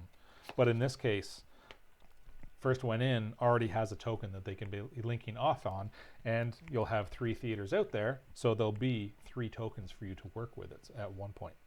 So being the first one in doesn't penalize you. You could actually benefit off of that. So that's a nice bonus as well. All right, I think that is it. Hopefully that was a good explanation. Hopefully that can get this to the table easier. Have I left anything out? Not that I can think of. You enjoy this game? Oh, I love this game, Mm-hmm. especially, well, it was a bit of a shock to go back to the basic game because we're so used to the add-ons and the extras that paring it down to basic, it feels like half a game, quite honestly. There's only 5 turns and so less movements that you can do. So it was a shock, but I love the game, and the more complexity, the merrier, I think. Yeah, I do think the base game is a needed play the first time or 2 that you play the game, just to wrap your head around that, like I was saying. But once you've played that, get into the Dark Alley. Yes. The Dark Alley adds so much flavor to it as well. Yeah, it's much better with that. He's offering you candy to go into the Dark Alley. Yes, come into the Dark Alley. Yes, I did see somebody comment on the insert, and that is indeed Meeple Realty. Yes, and fantastic. It makes setup much easier. Yeah, I think that's about it. So there you go. If there is interest in seeing the Dark Alley actually played, that's something we could potentially do in the future. Let us know if it is something you want to see. And what we would do at that point is I wouldn't bother explaining everything that we've covered in the base game. We'd just go into playing, and I'd just cover what the expansions bring at that point, because it is a 7-round game. So we might hit the same time point potentially, maybe even a little quicker, and you'd get to see the full game, what we consider the full game at that point. Yeah, the 7 rounds makes a huge difference. It does. Yep. All right. Aside from that, this will be available on Dice Tower as well after the fact, and also on To Die For Games next week or 2 weeks. I'll have it posted there as well. You can find us here every Monday 8 o'clock Eastern. Susan is here occasionally whenever Mandy is not. And we might get Susan out here as well for a 3-player game, maybe. We'll see. Twist your arm to get you out here. There's some games that I'd like to get some 3-player games going. But yeah, aside from that, hopefully I thank you for everybody in the chat for joining. Enter the Dark Alley. Yes, Enter the Dark Alleys of Ziggy Bobinator. Yeah, thank you very much for joining us. Thank you. And I'll see you next week. Bye now. Bye.